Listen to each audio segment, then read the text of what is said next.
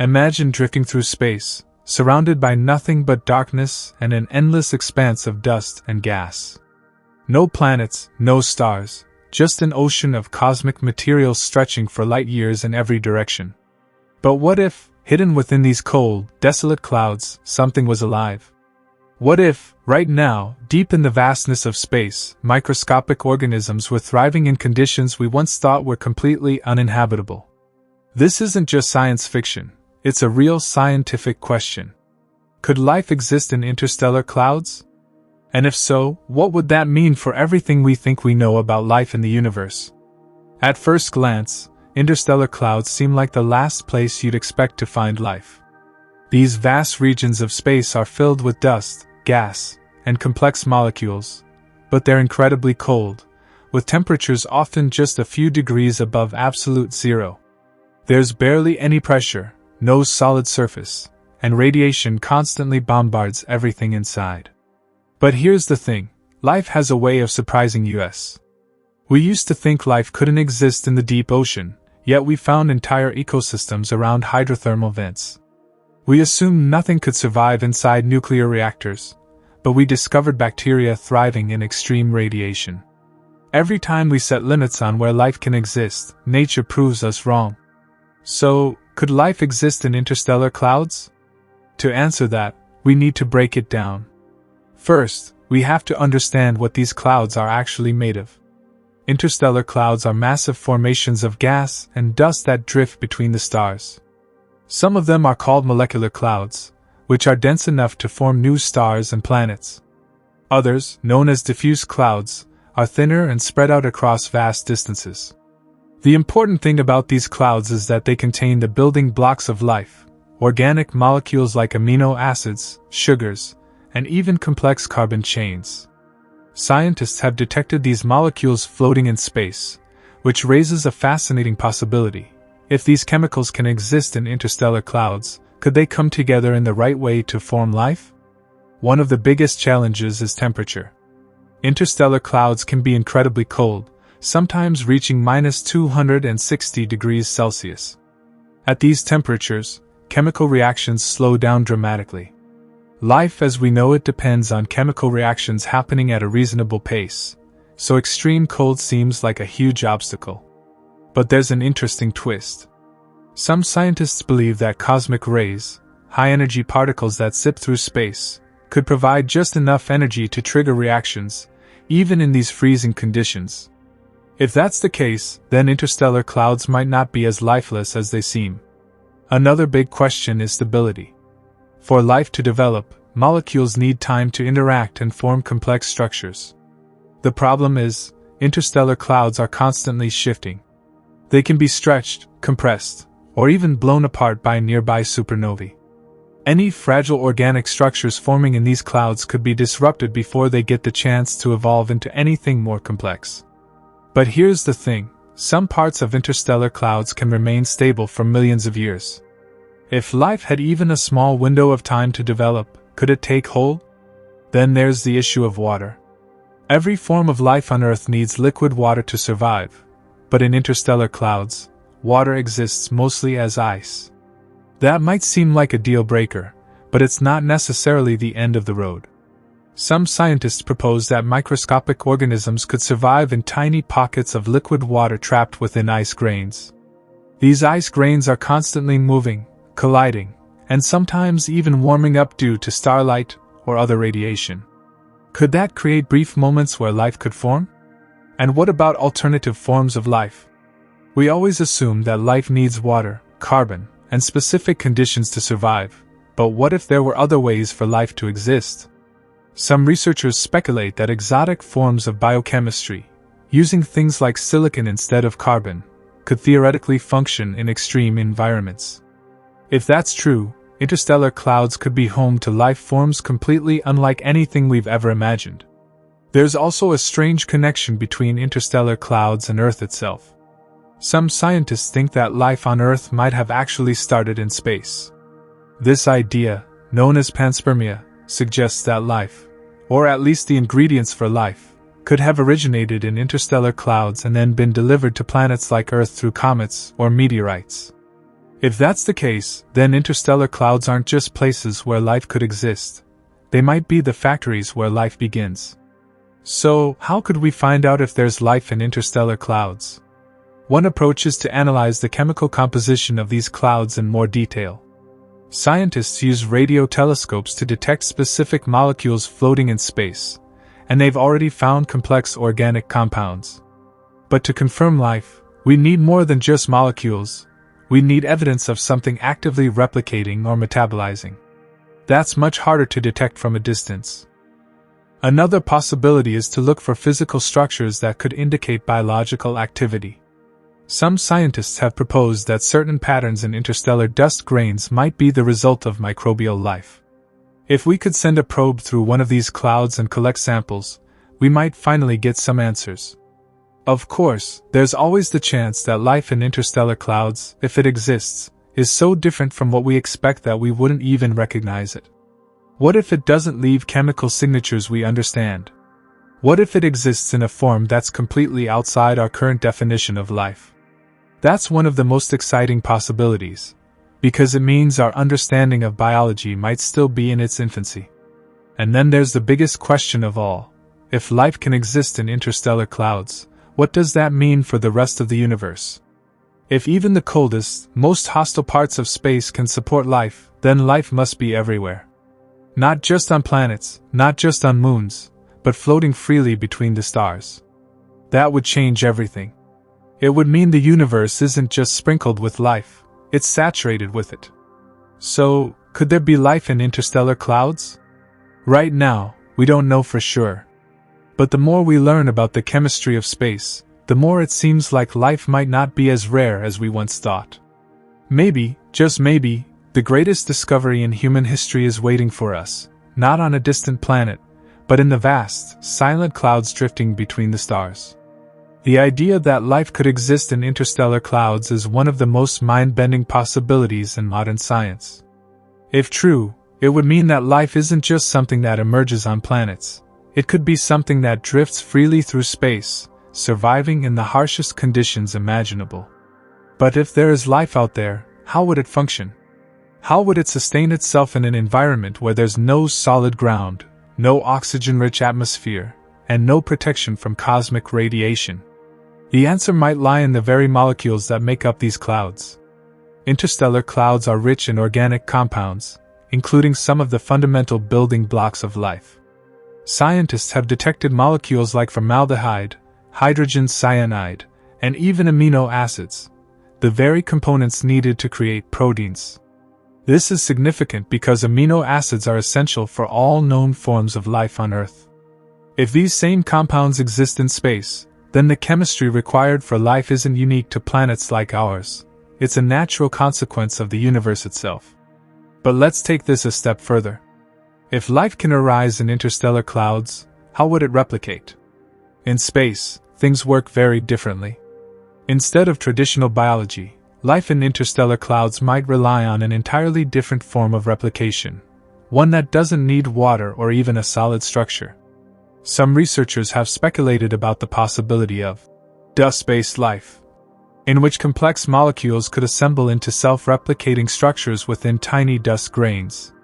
These grains, constantly bombarded by cosmic rays, could act as miniature chemical reactors, slowly building complexity over time.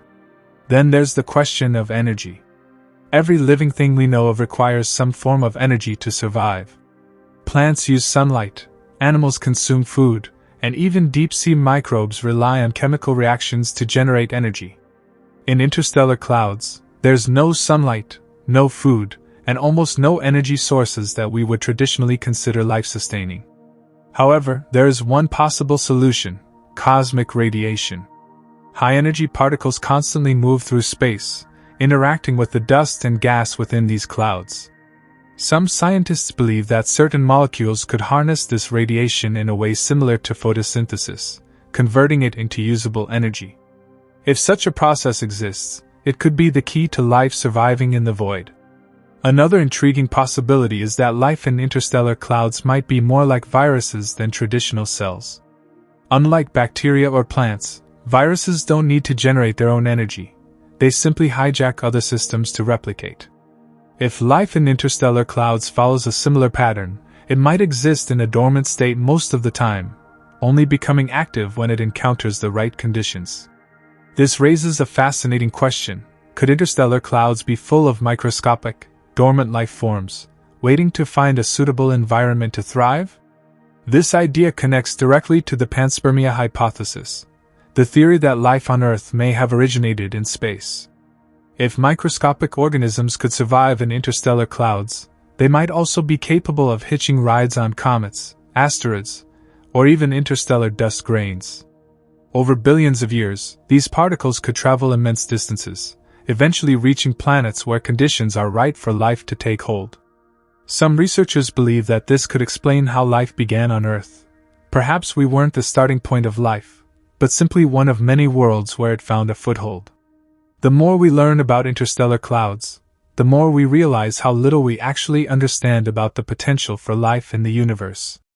One of the most exciting discoveries in recent years is the presence of complex organic molecules in space. In 2014, astronomers using the ALMA telescope detected isopropyl cyanide in a star-forming region of the Milky Way. This molecule has a branch structure, which is significant because it's similar to the molecular structures found in amino acids. The fact that such complex molecules can form in space suggests that the chemistry of life might be widespread, and if that's the case, then maybe life itself is far more common than we ever imagined. But let's push the boundaries even further. If life can exist in interstellar clouds, could it evolve? On Earth, evolution happens through natural selection. Organisms that are better adapted to their environment survive and pass on their traits. In space, the conditions are so extreme that traditional evolution might not work the same way. Instead of gradual changes over generations, life in interstellar clouds might evolve in bursts, sudden adaptations triggered by cosmic events like supernova explosions or shifts in radiation levels. It's also possible that life in interstellar clouds doesn't resemble anything we know. We tend to think of life in terms of carbon-based chemistry, but what if an entirely different system exists? Some scientists have theorized about silicon-based life, which could theoretically withstand extreme temperatures and radiation. If such life forms existed, they might not need water or organic molecules at all. Instead, they could use exotic chemistry that we don't yet understand. And then there's the ultimate question: if life exists in interstellar clouds, could it be intelligent? This is where things get truly mind-bending. We often assume that intelligent life requires planets, ecosystems, and long evolutionary timescales. But what if intelligence could arise in a completely different way? Some scientists have speculated about the possibility of plasma-based life, beings made entirely of charged particles that exist within the magnetic fields of interstellar clouds. If such entities existed, they might perceive reality in ways that are completely alien to us. The implications of this idea are staggering.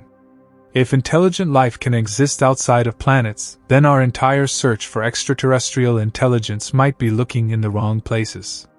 Instead of scanning planets for radio signals, we might need to be studying the strange, shifting patterns in interstellar clouds. Could some of the odd, unexplained phenomena we've detected in space be signs of an intelligence we don't yet understand? And if interstellar life is real, what does that mean for us? Would it change how we see ourselves in the universe?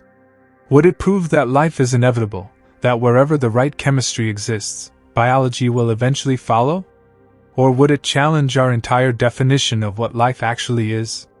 These are the kinds of questions that push the boundaries of human understanding. Right now, we don't have the answers.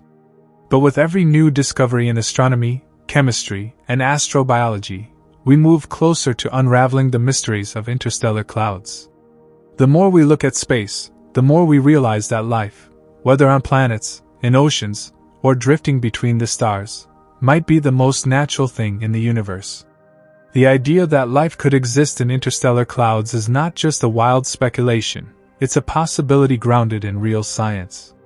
Over the past few decades, astronomers have made some astonishing discoveries that make this idea seem increasingly plausible.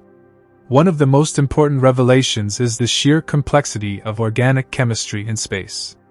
Scientists have identified more than 200 different molecules in interstellar clouds, many of which are directly related to the chemistry of life.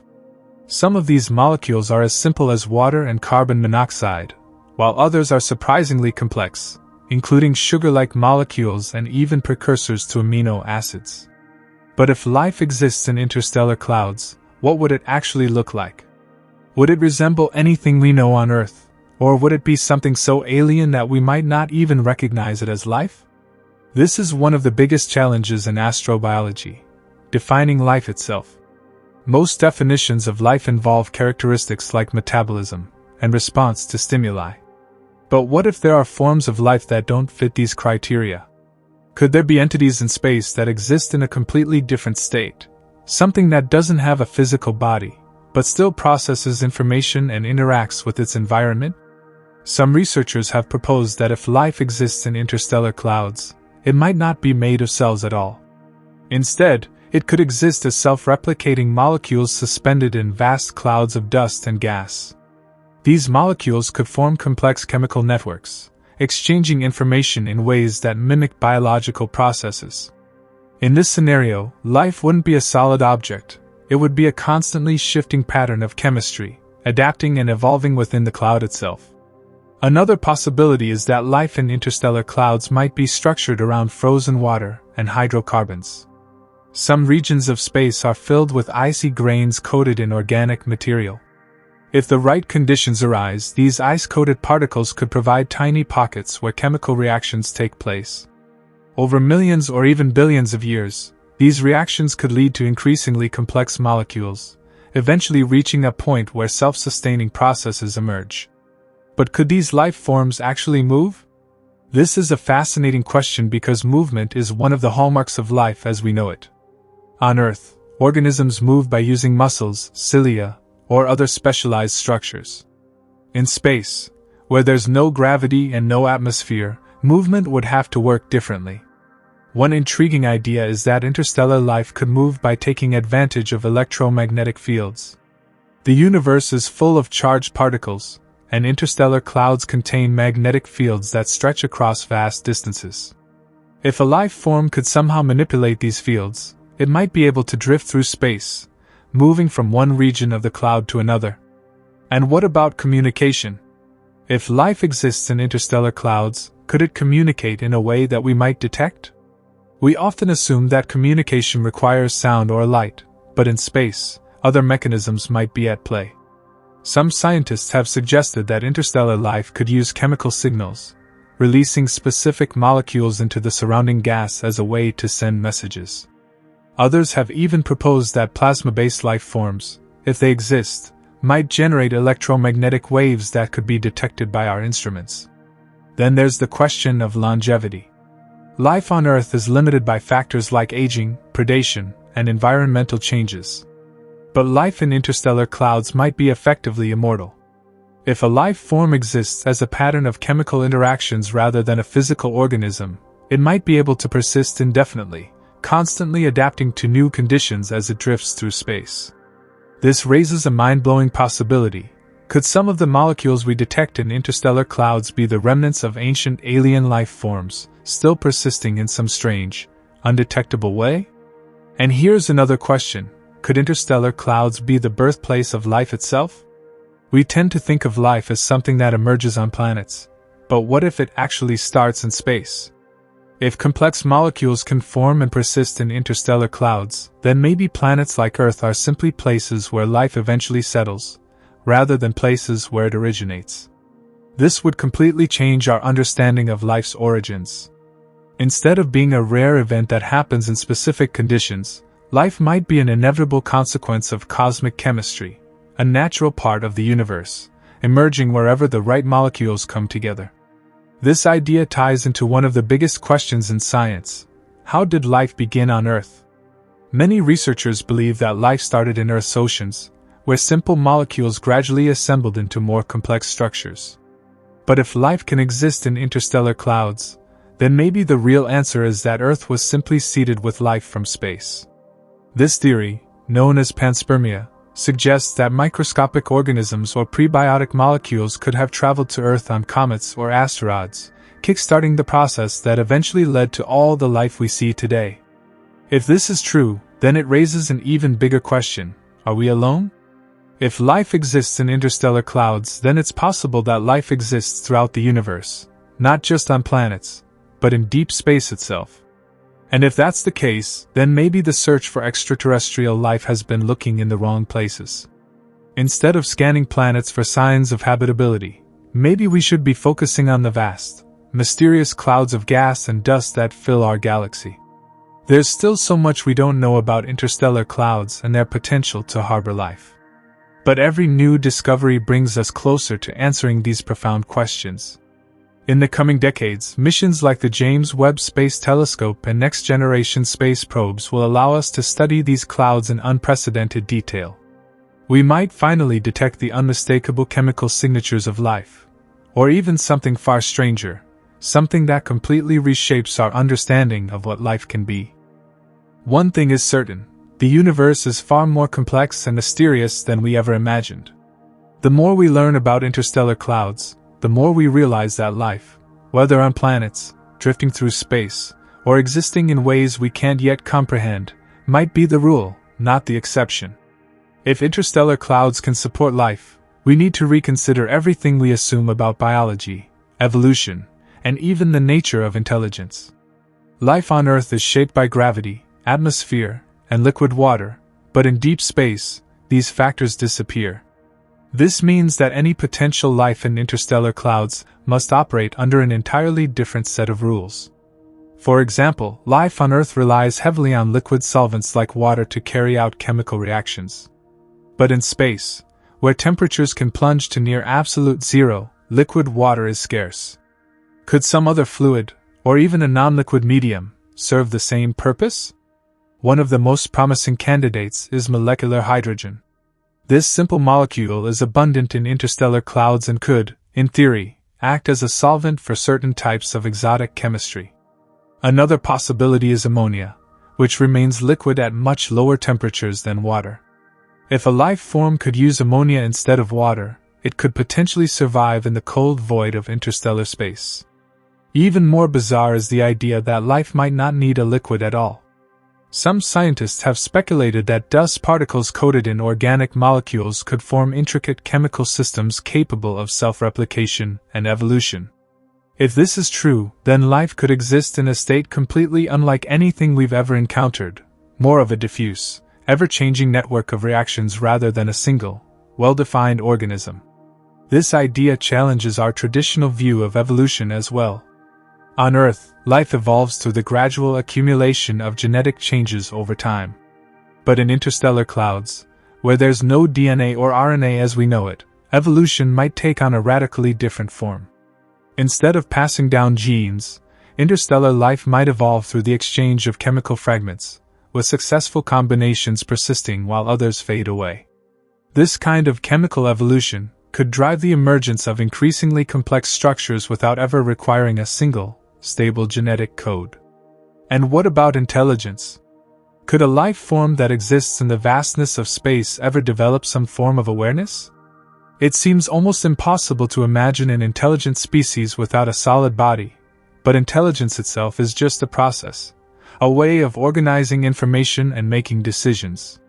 If interstellar life forms are capable of processing information, responding to changes in their environment, and even transmitting chemical signals, then they might be far more advanced than we assume.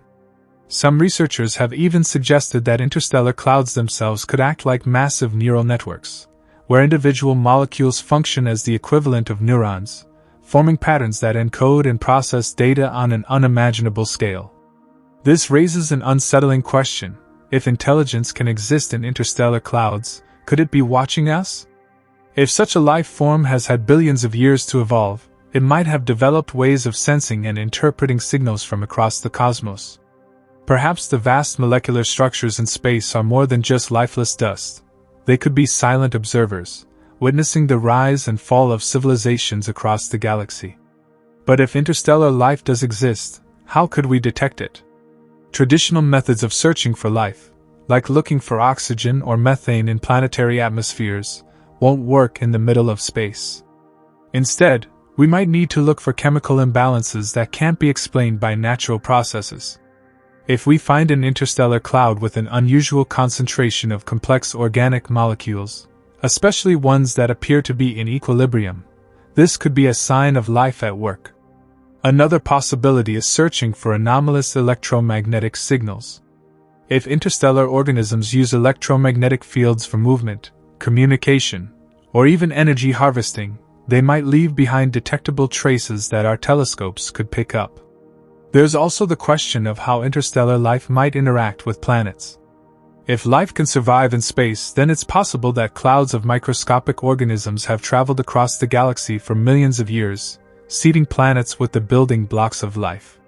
This idea, sometimes called directed panspermia, suggests that life on Earth, and possibly on many other worlds, could have originated in space and only later adapted to planetary environments.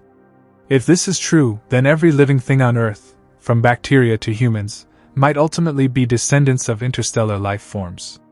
And what if this process is still happening? Some scientists believe that comets and meteorites could still be carrying organic material from interstellar clouds to planets like Earth. If we can analyze the molecular composition of comets in extreme detail, we might find direct evidence of interstellar biology, hidden within the ice and dust. Future space missions could collect samples from comets and interstellar objects, searching for molecules that don't match anything found on Earth. If we discover complex organic structures that show signs of self-replication or metabolism, it could be the first proof that life exists beyond our planet. Of course, there's always the possibility that interstellar life is so alien that we wouldn't even recognize it if we saw it. If a life form operates on principles completely different from what we understand, we might overlook it entirely. It's possible that interstellar clouds are teeming with activity right now, but because our instruments are designed to detect Earth-like life, we simply haven't noticed. This is one of the biggest challenges in astrobiology, figuring out how to search for something when we don't know exactly what we're looking for. But no matter what we discover, one thing is certain: the universe is not a dead, empty void. Everywhere we look, we find signs of complex chemistry, strange phenomena, and unexplained patterns that hint at something more. Whether or not life exists in interstellar clouds, these regions of space are among the most mysterious places in the universe, holding secrets that we've barely begun to uncover. If interstellar clouds harbor life, it could redefine our entire understanding of biology and the conditions necessary for living systems to emerge. One of the biggest assumptions in biology is that life requires a stable environment, yet interstellar clouds are anything but stable. These vast regions of space are constantly shifting, affected by radiation, gravitational forces, and stellar winds. Yet, despite their chaotic nature, they also contain all the essential ingredients for life: organic molecules, energy sources, and vast amounts of time for chemical processes to unfold. One possibility is that life in interstellar clouds doesn't exist as discrete, self-contained organisms but rather as a vast, decentralized network of interacting molecules. Instead of single-celled organisms or complex multicellular beings, interstellar life could be something far stranger: chemical systems that spread across light years, constantly exchanging and rearranging molecules in a never-ending cycle of evolution. This concept challenges the way we define life. On Earth, life is typically understood as something with clear boundaries. An organism has a defined shape, a metabolism, and a genetic code. But in the cold depths of space, life might not have a single body at all. It could exist more like a dynamic, ever-changing chemical pattern, moving through the cloud and evolving over time. This raises the question: if interstellar clouds can support life, how would they sustain it? Unlike planets, which provide stable surfaces, atmospheres, and oceans for life to thrive in, interstellar clouds are diffuse and constantly shifting. However, they are not entirely devoid of structure. Many interstellar clouds contain dense regions where dust and gas clump together, forming pockets where chemical reactions can take place over long periods. These dense regions, known as molecular cores, are rich in organic compounds and may provide just enough stability for lifelike processes to occur. One theory suggests that these molecular cores could serve as temporary incubators for complex chemistry, allowing molecules to form chains, interact, and evolve into more sophisticated structures. Over millions of years, these chemical interactions could give rise to self-replicating molecules, perhaps the precursors to some form of interstellar biology. And because interstellar clouds are constantly moving and interacting with other regions of space, these molecules could be transported across vast distances, spreading the seeds of life throughout the galaxy. Another factor to consider is energy. On Earth, life relies on energy sources like sunlight, geothermal heat, and chemical reactions to fuel its metabolism. In interstellar space, traditional energy sources are scarce, but not entirely absent. Cosmic rays, ultraviolet radiation, and even the faint heat from distant stars could provide the energy necessary for chemical reactions to take place. Some researchers have speculated that interstellar life could harness this energy in a way similar to how Earth's extremophiles, organisms that thrive in extreme environments, adapt to their surroundings. One fascinating possibility is that interstellar life might not be based on carbon at all. While carbon is the backbone of life on Earth, other elements, such as silicon, could, in theory, form the basis for entirely different types of biochemistry. Silicon-based molecules are more stable in extreme environments, and could potentially support a different kind of life, one that is better suited to the frigid temperatures and radiation-filled vacuum of interstellar space.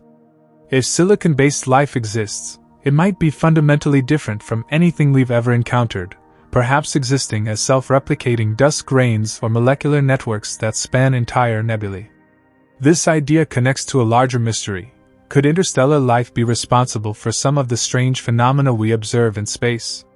Some scientists have speculated that certain unexplained cosmic signals, like fast radio bursts or peculiar variations in interstellar gas compositions, might be evidence of non-terrestrial life. While these anomalies are typically attributed to natural astrophysical processes, it's not impossible that some of them could be signs of complex chemical systems at work.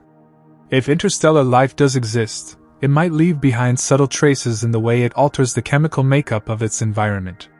One particularly intriguing hypothesis is that some interstellar clouds might act as vast, naturally occurring biological experiments, where different molecular combinations are constantly forming, breaking apart, and recombining. In this scenario, these clouds would not only be potential habitats for life but also the very places where life itself originates. If this is true, then life might not be confined to planets at all. It could be an intrinsic property of the universe, arising wherever the right chemical and physical conditions align. This idea ties into the concept of panspermia, the theory that life is not unique to Earth but is instead spread throughout the cosmos. Traditionally, panspermia suggests that microbial life travels between planets and star systems via comets and meteorites. But if life can exist directly within interstellar clouds, then it may not need planets at all. Instead of originating on a single world and spreading outward, life could be an emergent phenomenon that arises independently across the universe, wherever molecular clouds provide the right environment. If this is the case, then our understanding of life's origins would need to be completely rewritten. Instead of assuming that life began on Earth and evolved in isolation, we would have to consider the possibility that Earth itself was simply one stop in a much larger, galactic-scale biological process. Our planet might have received its first life forms from an interstellar cloud billions of years ago, carried here by cometary impacts or drifting molecular structures. If true, this means that Earth's biosphere is just one branch of a vast, cosmic web of life. But if interstellar clouds do harbor life, how could we prove it? Detecting life in such an extreme environment is incredibly difficult, but there are a few potential methods. One approach is to analyze the chemical composition of interstellar clouds with high-powered telescopes, looking for unusual molecular patterns that cannot be explained by natural astrophysical processes. For example, if we find complex organic molecules that appear to be in chemical equilibrium, meaning they are actively maintaining a stable state, this could be a sign of biological activity. Another possibility is to study interstellar objects that pass through our solar system. Recent discoveries, like the interstellar asteroid Oumuamua and the comet Borisov, have shown that material from other star systems occasionally enters our own. By analyzing the chemical composition of these objects in extreme detail, we might find evidence of biological signatures, such as organic molecules that suggest the presence of metabolism or self-replicating processes. Future space missions could also play a key role in answering this question. If we can send probes to collect samples from interstellar comets, or even directly analyze the contents of interstellar clouds, we might find the first concrete proof of non-earthly life. Advanced space telescopes, like the James Webb Space Telescope and its successors, will allow us to study the chemistry of interstellar clouds with unprecedented precision, potentially revealing clues about whether lifelike processes are occurring within them. Of course, one of the biggest challenges in this search is that we don't yet have a clear definition of what life is. If interstellar life exists in a form completely different from anything we know, we might struggle to recognize it. Traditional markers of life, such as the presence of DNA or cell membranes, might not apply in deep space. Instead, we may need to look for more abstract signs of biological organization, such as patterns of complexity, energy use, and chemical stability that suggest a system operating under its own set of biological rules. The question of whether life exists in interstellar clouds is one of the most profound mysteries in science. If the answer is yes, it would mean that life is not just an anomaly of Earth but a fundamental feature of the cosmos. It would suggest that life is not rare, but common, that the same processes that gave rise to us might be happening in countless places across the universe.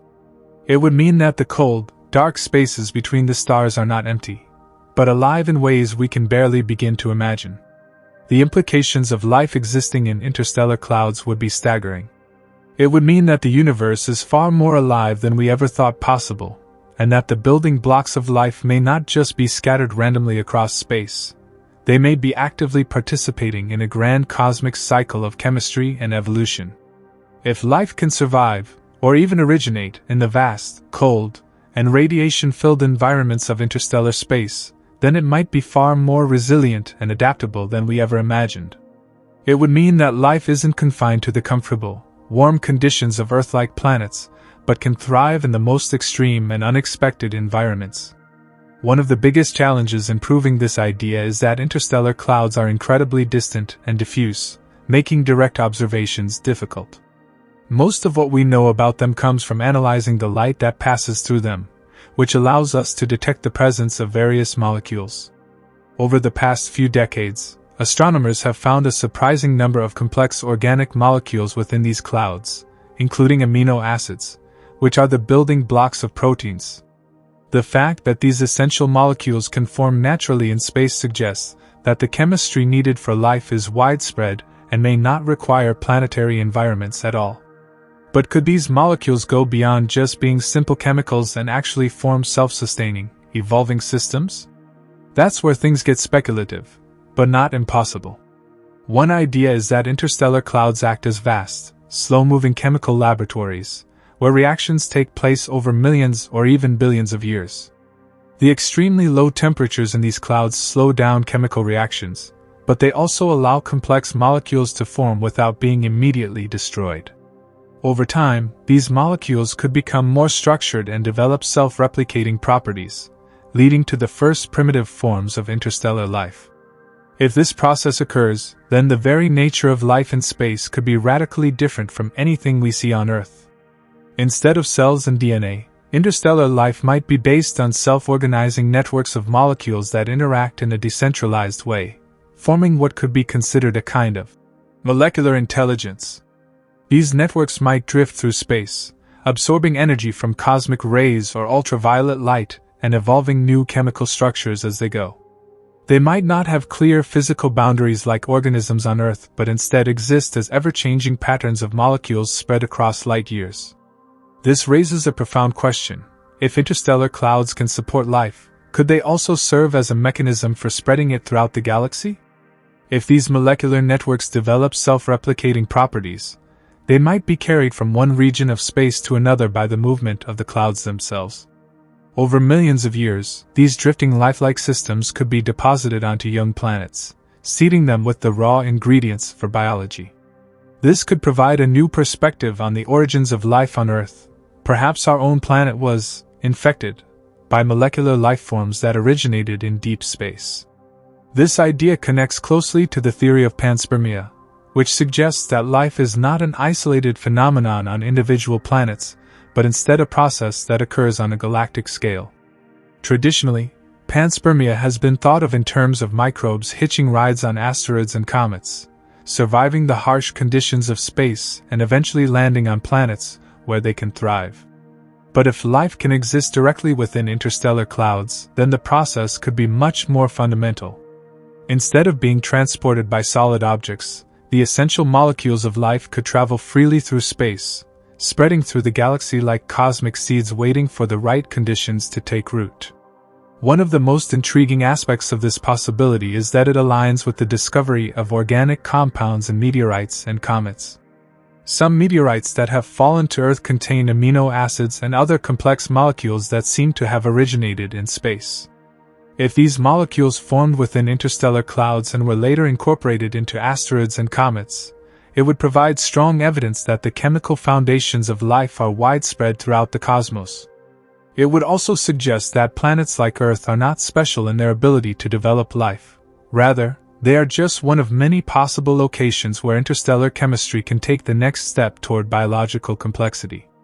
But if interstellar clouds can support life, what might it actually look like? One possibility is that instead of individual organisms, life in space exists as a vast, interconnected web of chemical reactions. Imagine a system where molecules are constantly exchanging information, replicating, and evolving, not as single entities, but as a collective network that spans light years. This would be a radically different form of life, one that doesn't rely on solid structures or enclosed cells but instead functions as a diffuse, ever-changing system that adapts to its environment. Another possibility is that interstellar life might take the form of complex dust grains that behave like primitive cells. Some researchers have proposed that tiny, carbon-rich dust particles could act as catalysts for chemical reactions, forming self-sustaining loops of molecular activity. If these dust grains can absorb energy and replicate their chemical structures, they might represent a kind of space-based proto-life, existing in a form that is completely alien to anything we know. If this is the case, then interstellar clouds might not just be lifeless voids between the stars. They could be teeming with unseen activity, filled with molecular systems that are constantly evolving and adapting to their surroundings. This would mean that the potential for life in the universe is vastly greater than we currently assume. Instead of being confined to the surfaces of planets, life could exist throughout the galaxy in ways that we have barely begun to imagine. This idea also raises the possibility that if interstellar life exists, it might have already made contact with Earth in some form. If complex organic molecules from interstellar clouds have been raining down on our planet for billions of years, then our own biosphere could contain traces of alien chemistry that originated in deep space. This means that life on Earth might not be purely terrestrial. It could have interstellar roots, with elements of its biochemistry shaped by processes that occurred long before our planet even formed. The search for interstellar life is still in its early stages, but new technologies are allowing us to probe these questions more deeply than ever before. Telescopes like the James Webb Space Telescope are capable of analyzing the chemical composition of interstellar clouds in incredible detail, looking for signs of unusual molecules that could indicate lifelike processes. Future missions might even involve sending spacecraft to study interstellar objects up close, searching for direct evidence of biological activity. If we do find proof that interstellar clouds harbor life, it would be one of the most groundbreaking discoveries in human history. It would mean that life is not an isolated event that happened once on Earth but a fundamental aspect of the universe itself. It would suggest that the chemistry of life is written into the very fabric of space, and that wherever the right conditions exist, something resembling life is bound to emerge. This realization would change our entire perspective on our place in the cosmos. It would mean that the universe is not a cold, dead expanse but a living, evolving system filled with countless possibilities for life to take shape. It would mean that we are not alone, not just in the sense of intelligent civilizations, but in the sense that life itself is a universal phenomenon, woven into the very structure of the cosmos. As we continue to explore the mysteries of space, the question of whether life exists in interstellar clouds remains one of the most profound and exciting areas of scientific inquiry. The evidence is building, the possibilities are expanding, and the more we learn, the more it seems that the line between chemistry and biology is not as rigid as we once thought. Perhaps life, in some form, is everywhere, waiting to be discovered in the most unexpected places. The search for life in interstellar clouds is not just a scientific curiosity. It challenges the very foundations of how we define life and where we expect to find it. If the universe is filled with self-sustaining chemical networks drifting through space, then our understanding of biology itself needs to be rewritten. Life, as we currently define it, is largely based on Earth's conditions: liquid water, stable temperatures, and a planetary surface. But what if those conditions are just one version of how life can exist? What if space itself, despite its harshness, offers an entirely different form of habitability? One of the most exciting aspects of this idea is that it could help solve the mystery of life's origins. We still don't fully understand how life first arose on Earth, and many scientists believe that the process required a long, complex series of chemical reactions that eventually led to self-replicating molecules. But if life can emerge in interstellar clouds, then perhaps the first steps toward biology didn't happen on planets at all. Maybe the chemistry of life was already in motion long before Earth formed, taking place in the vast molecular clouds that later gave birth to stars and planets. This would mean that every planetary system in the universe is seeded with the same fundamental chemistry, increasing the likelihood that life exists elsewhere. Instead of being a rare event, the emergence of life might be an inevitable consequence of interstellar processes. It would mean that whenever a new planet forms within a star system, it is already surrounded by the raw ingredients needed for biology. And if that's the case, then life should not only exist on Earth-like planets, but on countless worlds across the galaxy, each shaped by its own unique environmental conditions. The idea that interstellar chemistry plays a direct role in the formation of life is supported by some fascinating discoveries in meteorites. When scientists analyzed the Murchison meteorite, which fell to Earth in 1969, they found more than 70 different amino acids inside it, many of which are not even found in terrestrial life. These molecules are known to form naturally in space, and their presence suggests that meteorites could have delivered the first building blocks of life to Earth. If these molecules originated in interstellar clouds and were later incorporated into asteroids and comets, then the foundations of life could have been assembled long before our planet even existed. This also raises another intriguing question. If life can exist in interstellar clouds, could it be possible for intelligence to emerge in space without the need for planets? Could there be vast, decentralized networks of self-replicating molecules that have, over billions of years, evolved into something resembling a form of intelligence? It's a wild idea, but one that some scientists have seriously considered. If life in space follows different rules than life on Earth, then intelligence might take on forms that we can barely comprehend, perhaps as complex, self-organizing structures of molecules that communicate across enormous distances, using chemistry instead of words. If such life exists, it would be nearly impossible for us to recognize it, at least with our current technology. We are used to searching for life that resembles our own, life with cells, metabolism, and clear biological structures. But what if the most advanced forms of life in the universe are not bound by physical bodies at all? What if intelligence in space exists as a kind of self-sustaining chemical network, invisible to us but operating on a level of complexity beyond our understanding? This concept brings up another possibility. Could interstellar clouds serve as a kind of natural data storage for the universe? If molecular networks in space can evolve, adapt, and respond to their environment, then they might also be capable of encoding and transmitting information. In other words, interstellar clouds could act as a vast, cosmic record of chemical evolution, holding the history of life's development across the galaxy. Some scientists have proposed that the universe itself might be structured in a way that allows information to be stored and transmitted across vast distances. If interstellar clouds contain networks of complex molecules that can store information, then they might serve as a kind of biological internet that spans the galaxy.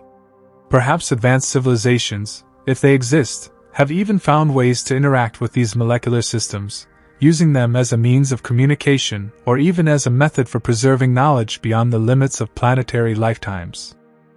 All of this leads to an even bigger question. If life in interstellar clouds is possible, how could we ever detect it? The biggest challenge is that interstellar clouds are incredibly vast and diffuse, with densities much lower than anything we associate with biological activity. However, if there are patterns in the chemical distributions that cannot be explained by random processes, it might hint at something unusual happening. One method scientists are considering is looking for signs of unexpected molecular complexity, structures that should not form naturally unless guided by some underlying process. If we detect molecules that seem to be replicating or organizing in ways that go beyond standard chemistry, it could be a clue that lifelike activity is occurring. Future telescopes, such as the James Webb Space Telescope and upcoming radio observatories, may be able to scan interstellar clouds for these unusual patterns. Another approach is searching for isotopic ratios that differ from what we expect in non-living chemistry. Life on Earth has a distinct preference for certain isotopes, and if we find similar patterns in interstellar clouds, it could indicate biological activity. This is the same method scientists use to look for signs of ancient life on Mars, and it could be adapted to study distant molecular clouds. But perhaps the most exciting possibility is that we might one day send a probe directly into an interstellar cloud. If we can develop spacecraft capable of surviving for centuries and traveling vast distances, we could sample the chemistry of these clouds firsthand. A mission like this would be an extraordinary leap for science, allowing us to analyze interstellar molecules up close and determine whether any of them show signs of organization beyond what natural chemistry can explain. The implications of finding life in interstellar clouds would be profound. It would mean that life is not a planetary phenomenon but a cosmic one, capable of existing in the depths of space and possibly spreading throughout the galaxy. It would mean that every star system is surrounded by the ingredients for life, making the universe far more biologically rich than we ever imagined. It would also force us to reconsider our place in the universe. If life can exist in space itself, then the distinction between living and non-living might not be as clear-cut as we once thought. Instead of seeing life as something that emerges only under specific conditions, we might have to accept that it is an intrinsic part of the universe, a process that is always occurring, in one form or another, wherever the right chemistry allows it. This would also change the way we search for extraterrestrial intelligence. Instead of focusing only on planets, we might need to look at the spaces between them, the vast, seemingly empty regions of the galaxy that could be hiding complex chemical systems far beyond our understanding. If intelligence can emerge in space, then our best chance of finding it might not be on exoplanets, but in the very clouds of gas and dust that stretch across the cosmos. As we continue to explore these ideas, one thing becomes clear: the universe is full of mysteries, and we have only just begun to scratch the surface. The possibility of life in interstellar clouds is one of the most intriguing questions in modern science, and as our technology advances, we may one day find answers that completely reshape our understanding of life itself. Perhaps, in the distant future, we will come to see space not as a vast, empty void but as a living, evolving system, one where life exists in forms we can barely comprehend, stretching across the stars, waiting to be discovered. If interstellar clouds harbor the chemistry of life, then we have to rethink how life spreads across the universe. The idea of panspermia, the theory that life can travel between planets on asteroids or comets, has been around for a long time. But if life exists in the vast stretches of interstellar space, then panspermia might not be limited to planetary systems. Instead of being carried by rocks, life could be drifting through the galaxy inside molecular clouds, spreading its chemical processes wherever conditions allow. This raises the possibility that life on Earth, or even life elsewhere in the universe, may not have originated on any one planet at all. Instead, it might have emerged in space first, long before any planets even formed. Interstellar clouds are billions of years old, some even older than our solar system. If they can support complex chemistry for such vast periods of time, then they could have provided a stable environment for primitive life to develop long before Earth was even a thought in the cosmos. What's fascinating about this idea is that it would mean that life doesn't need a planet to begin. It just needs time, energy, and the right chemistry. If interstellar clouds can support these conditions, then the seeds of life could be scattered throughout the universe, waiting to land on planets and evolve into more complex forms. This could explain why life on Earth appears to have arisen so quickly, geologically speaking. If the building blocks of life were already present in space, then the process of evolution may have started long before Earth even existed. But if interstellar clouds can host life, what would that life actually look like?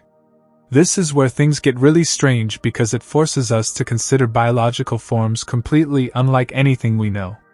Traditional life requires a structured environment, cells, membranes, and chemical processes that rely on liquid solvents like water. But in space, where temperatures are near absolute zero and radiation is constant, life would have to function differently.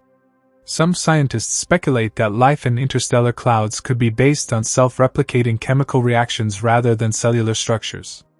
These chemical systems might not look like life in the way we normally imagine, but they could still exhibit the basic properties of living systems, growth, and adaptation. In this case, life wouldn't be made of cells but of complex molecules forming networks within the clouds, sustained by the energy of cosmic rays and starlight. This idea aligns with a broader concept in astrobiology, the idea that life doesn't have to be alive in the way we traditionally think. Instead of looking for organisms with DNA and cellular structures, we should be looking for systems that can process information, respond to their environment, and evolve over time. If interstellar clouds can sustain networks of molecules that behave in these ways, then they might qualify as a form of primitive, decentralized life. And if interstellar life exists, it might not be isolated.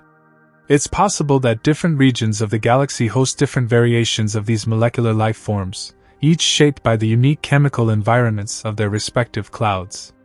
Some clouds might contain simple, self-replicating molecules, while others could host more complex networks capable of storing and transmitting information. In this way, interstellar life might not be a single entity but a vast, interconnected web of evolving chemical systems spread across the galaxy. The more we explore this possibility, the more it challenges our fundamental ideas about life itself. If living systems can emerge in interstellar clouds, then the line between biology and chemistry begins to blur. Instead of being something that happens only under special conditions, life might be a natural consequence of the universe's fundamental laws. Wherever chemistry is complex enough, lifelike processes might arise, whether on planets, in deep space, or in the swirling clouds of interstellar gas and dust. The question, then, is how we go about proving it. Right now, our ability to study interstellar clouds is limited to distant observations. But as technology advances, we may one day be able to send probes directly into these clouds to analyze their chemistry in detail. If we discover molecular structures that show signs of replication or organization beyond what natural processes can explain, it would be one of the most profound discoveries in the history of science. And if we find that life exists in interstellar space, then the implications are staggering. It would mean that life is not a planetary phenomenon but a fundamental feature of the cosmos. It would mean that every star system in the universe is surrounded by the potential for life, making the galaxy far more alive than we ever imagined. And perhaps most importantly, it would suggest that the search for extraterrestrial life shouldn't be limited to planets alone, because the greatest biological mysteries of the universe may be hiding in the spaces between them. If interstellar clouds are teeming with complex chemistry, then we have to ask, could they serve as incubators for new forms of life entirely separate from anything we've ever known? The possibility forces us to reconsider what life really is. We tend to define life based on what we see on Earth, carbon-based, water-dependent, and cellular in nature. But what if life in interstellar space takes an entirely different form, one that doesn't fit within our existing definitions? Some scientists speculate that molecular clouds might host something akin to proto-life, chemical systems that are more than just random molecules but not yet full biological organisms. These could be self-organizing chemical structures that undergo some form of evolution, adapting to their harsh environment. Unlike life on Earth, which is bound by biological constraints, this kind of life could be purely chemical, existing as long as the right conditions allow. If such processes occur, then the distinction between life and non-life becomes blurry. Are we dealing with a form of non-cellular life? Or are these just complex chemical reactions that mimic biological processes? One way to approach this question is to look at how life might sustain itself in an interstellar cloud. In the vacuum of space, energy sources are limited. But there are still ways for molecular systems to gather and use energy. Cosmic radiation, ultraviolet light from stars, and even the faint heat left over from the Big Bang could all serve as potential energy sources. If interstellar life exists, it would have to evolve mechanisms to harness these energies in ways entirely different from Earth-based organisms. One potential model for interstellar life is the idea of dust-based organisms. These hypothetical life forms would be composed not of cells but of complex molecular structures that adhere to interstellar dust grains. The dust would act as a kind of scaffold, allowing molecules to attach and interact in ways that could lead to self-replication and evolution.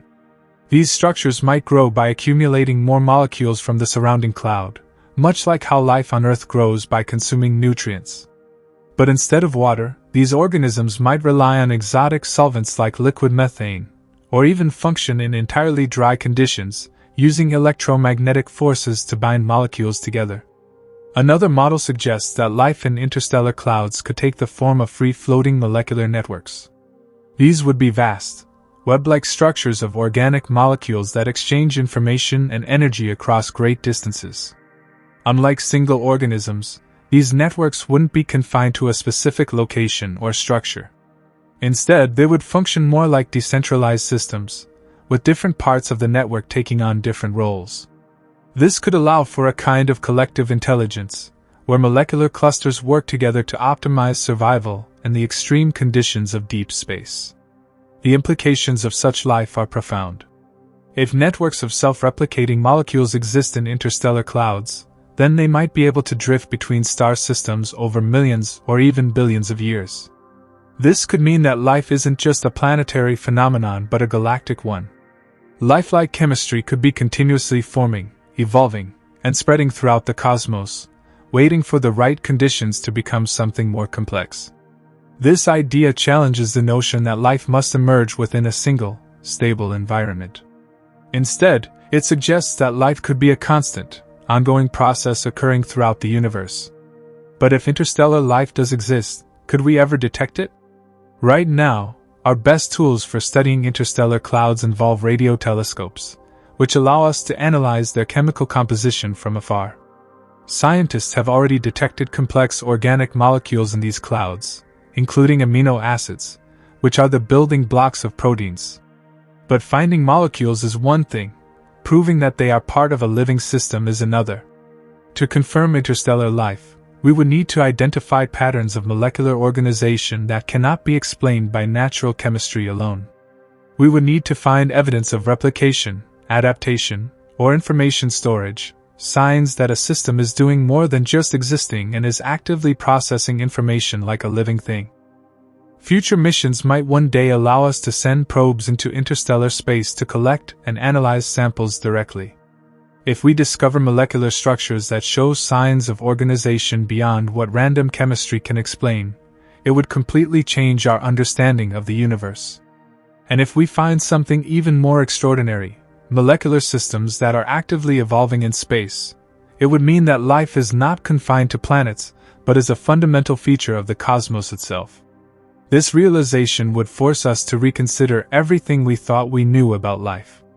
It would mean that our search for extraterrestrial intelligence shouldn't just focus on planets and moons but on the vast stretches of space between them. It would mean that life might be far more common than we ever imagined, existing in places we never thought to look. And most importantly, it would suggest that we are not alone, not just in the sense of intelligent civilizations, but in the sense that the universe itself may be filled with the seeds of life, drifting through interstellar clouds, waiting for the right moment to take root and grow. If life, or at least lifelike chemistry, exists in interstellar clouds, then we have to ask, how widespread could it be? Could every dense cloud of gas and dust in the universe be a potential breeding ground for complex organic molecules, or are these conditions rare and fleeting? To answer this, we need to look at the structure and lifespan of interstellar clouds themselves. Interstellar clouds are not static, they are constantly evolving. Some of them collapse under their own gravity to form new stars and planetary systems, while others disperse over millions of years due to the energy from nearby supernovae and stellar winds. This means that any lifelike chemistry that begins in these clouds would have to be resilient, able to survive drastic changes in temperature, pressure, and radiation exposure. The most promising clouds for sustaining complex chemistry are molecular clouds, which are the coldest and densest regions of interstellar space. These clouds can last for tens of millions of years, providing long periods of stability where chemical processes can play out on vast timescales. One of the most famous molecular clouds in our galaxy is the Orion Nebula, a massive region of star formation located about 1,300 light-years from Earth. This nebula contains all the raw materials needed to form new solar systems, and within its cold, dense pockets, astronomers have detected a variety of organic molecules. If interstellar clouds can sustain complex chemistry for millions of years, then it's possible that the Orion Nebula and other similar regions could be home to primitive, self-organizing molecular structures. But could these structures survive long enough to seed life elsewhere in the galaxy? If a molecular cloud collapses to form a star, any lifelike chemistry within it would be exposed to extreme conditions. The heat and radiation from newly forming stars would destroy most fragile molecules. However, some interstellar material remains untouched, locked away in icy comets, asteroids, and the outer regions of planetary systems. If lifelike molecules are embedded in these frozen objects, they could be preserved for billions of years, only to be released when a comet crashes into a planet. This brings us back to the idea of panspermia, but with a new twist. Traditional panspermia theories suggest that life spreads between planets on meteorites and comets. But if lifelike chemistry originates in interstellar clouds, then it might not need a home planet at all. Instead, it could be scattered throughout space, surviving in the icy depths of comets and asteroids until the right conditions allow it to thrive. This could mean that every planetary system in the galaxy, including our own, was seeded with organic molecules from the same ancient interstellar cloud. In other words, the very chemistry that led to life on Earth might not have started here. It might have been drifting through space for billions of years, long before our planet even existed. This would explain why life appeared on Earth so quickly after the planet cooled, because the building blocks were already present, waiting for the right environment to take hold. If this is true, then life on Earth is not unique. It is simply one expression of a much larger, much older cosmic process. But if interstellar clouds are nurseries for the building blocks of life, could they also be home to something more advanced? Could life itself exist in deep space, completely independent of planets? Some scientists have speculated that under the right conditions, interstellar clouds could support self-sustaining chemical networks that behave like primitive life. These systems might not be biological in the traditional sense, but they could still process energy, store information, and evolve over time. One intriguing possibility is that these molecular systems might develop ways to communicate with one another. Instead of using DNA or RNA like Earth-based life, they could use electromagnetic signals or other forms of chemical interaction to exchange information. If such a system were advanced enough, it could even form a kind of distributed intelligence, where different parts of the cloud work together in ways that resemble a primitive consciousness. If this sounds far-fetched, consider that on Earth, even simple chemical reactions can exhibit surprising complexity. Some reactions form self-sustaining cycles, where molecules continuously react and regenerate themselves. Others, like the Belousov-Zhabotinsky reaction, create patterns that resemble waves and oscillations, almost as if the molecules are communicating with one another. If such processes can happen in a laboratory, then it's possible that similar, more advanced reactions could occur on a much larger scale in interstellar space. This leads to a mind-blowing possibility. What if intelligence itself could emerge in deep space, not from biological evolution but from the self-organization of chemical systems in molecular clouds? Instead of looking for aliens on distant planets, should we be searching for signs of intelligence within the vast, swirling structures of interstellar space? At first, this idea might seem absurd. But think about what intelligence really is. At its core, intelligence is the ability to process information, adapt to changes, and solve problems. If a molecular system in an interstellar cloud can evolve and optimize itself over millions of years, then it might develop complex behaviors that we would recognize as intelligence. It might not be conscious in the way humans are, but it could still be an evolving, self-organizing system that learns from its environment. If such intelligence exists, it could be completely alien to us, functioning on timescales and in forms that we can barely comprehend. It might not have a physical body in the way we think of living beings, but instead exist as a vast, dispersed network of interacting molecules spread across light years of space. And if it does exist, it raises one final, unsettling question: could it already be aware of us? We tend to assume that if intelligent life exists elsewhere in the universe, it would be looking for planets like Earth, using radio signals or spacecraft to explore the galaxy. But if intelligence can exist in interstellar space, then it might have no interest in planets at all. Instead, it might perceive the universe in an entirely different way, one that we have yet to understand. It could be watching us not with eyes or sensors, but by detecting the subtle changes in molecular patterns as our solar system moves through the galaxy. This possibility is both exciting and terrifying. If interstellar intelligence exists, it might have been evolving for billions of years, long before Earth even formed. It might be so advanced that we are nothing more than a passing curiosity, a brief blip in the vast history of the cosmos. Or it might see us as part of a much larger process, another step in the ongoing evolution of life in the universe. The more we study interstellar clouds, the more we realize that they are not just empty spaces between the stars. They are dynamic, evolving regions filled with complex chemistry, and possibly the seeds of life itself. Whether they host primitive molecular systems, self-organizing networks, or something even stranger, one thing is certain: the mysteries of interstellar space are far from being solved. And if life does exist in the vastness of the cosmos, it may not be waiting for us on another planet. It may already be all around us, hidden within the clouds that drift silently between the stars. If interstellar clouds contain the building blocks of life and potentially self-sustaining chemical systems, then we must ask a deeper question: how would these molecules behave in such an extreme environment? Unlike Earth, where biological processes are driven by liquid water, stable temperatures, and a relatively dense atmosphere, interstellar clouds exist in a vacuum, where conditions are constantly shifting. Yet, even in these conditions, complex chemistry seems to be thriving. One of the most fascinating aspects of interstellar clouds is their ability to act as vast chemical reactors. Because they are so large, sometimes spanning hundreds of light years, they provide an enormous volume in which chemical reactions can occur. However, these reactions don't happen quickly.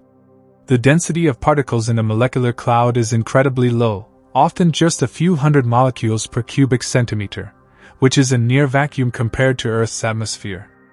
In such conditions, chemical reactions take place over thousands or even millions of years, rather than in seconds or minutes as they do in a biological system on Earth. Despite these slow reaction rates, interstellar clouds have one advantage that compensates for their extreme environment: time. Unlike biological systems, which must adapt rapidly to changing conditions, interstellar clouds exist for millions or even billions of years. This provides a vast timescale in which complex molecules can gradually form and interact. Given enough time, even the most improbable chemical reactions can eventually take place. This could mean that the emergence of lifelike chemistry is not just possible in interstellar clouds, it may be inevitable. The presence of organic molecules in space is already well documented. Scientists have discovered more than 200 different molecules in interstellar space, including amino acids, sugars, and even precursors to DNA and RNA. These molecules are found in dense molecular clouds where the temperature is just a few degrees above absolute zero, yet chemistry is still happening. How is this possible? The answer lies in the unique environment of interstellar clouds. These regions are filled with microscopic dust grains, which play a crucial role in chemical reactions. Instead of molecules simply floating through space and occasionally colliding, these tiny dust grains provide a surface for reactions to take place. When a molecule lands on a dust grain, it sticks to the surface and has a much higher chance of reacting with another molecule that lands nearby. Over time, this process allows complex organic compounds to form, despite the extremely low temperatures and sparse conditions. But what happens when these molecules grow too complex? On Earth, biological systems rely on membranes, proteins, and energy transfer to sustain themselves. In an interstellar cloud, there are no cells, no liquid water, and no traditional sources of energy. So, could any kind of life actually exist here, or are we only looking at prebiotic chemistry with no potential to go further? One possible answer lies in the idea of self-replicating chemical systems. Some scientists believe that interstellar clouds might host primitive, self-organizing molecular networks that mimic the behavior of living systems. Instead of relying on cellular membranes, these systems might use electromagnetic forces or chemical gradients to maintain their structure. If a molecular network can grow, replicate, and evolve, then it might not fit our traditional definition of life, but it would still represent a form of emergent complexity that could one day lead to something more. The question of energy sources is another challenge. Life on Earth depends on energy from the sun or chemical reactions within the planet itself. But in the cold depths of interstellar space, where would energy come from? One possibility is cosmic radiation.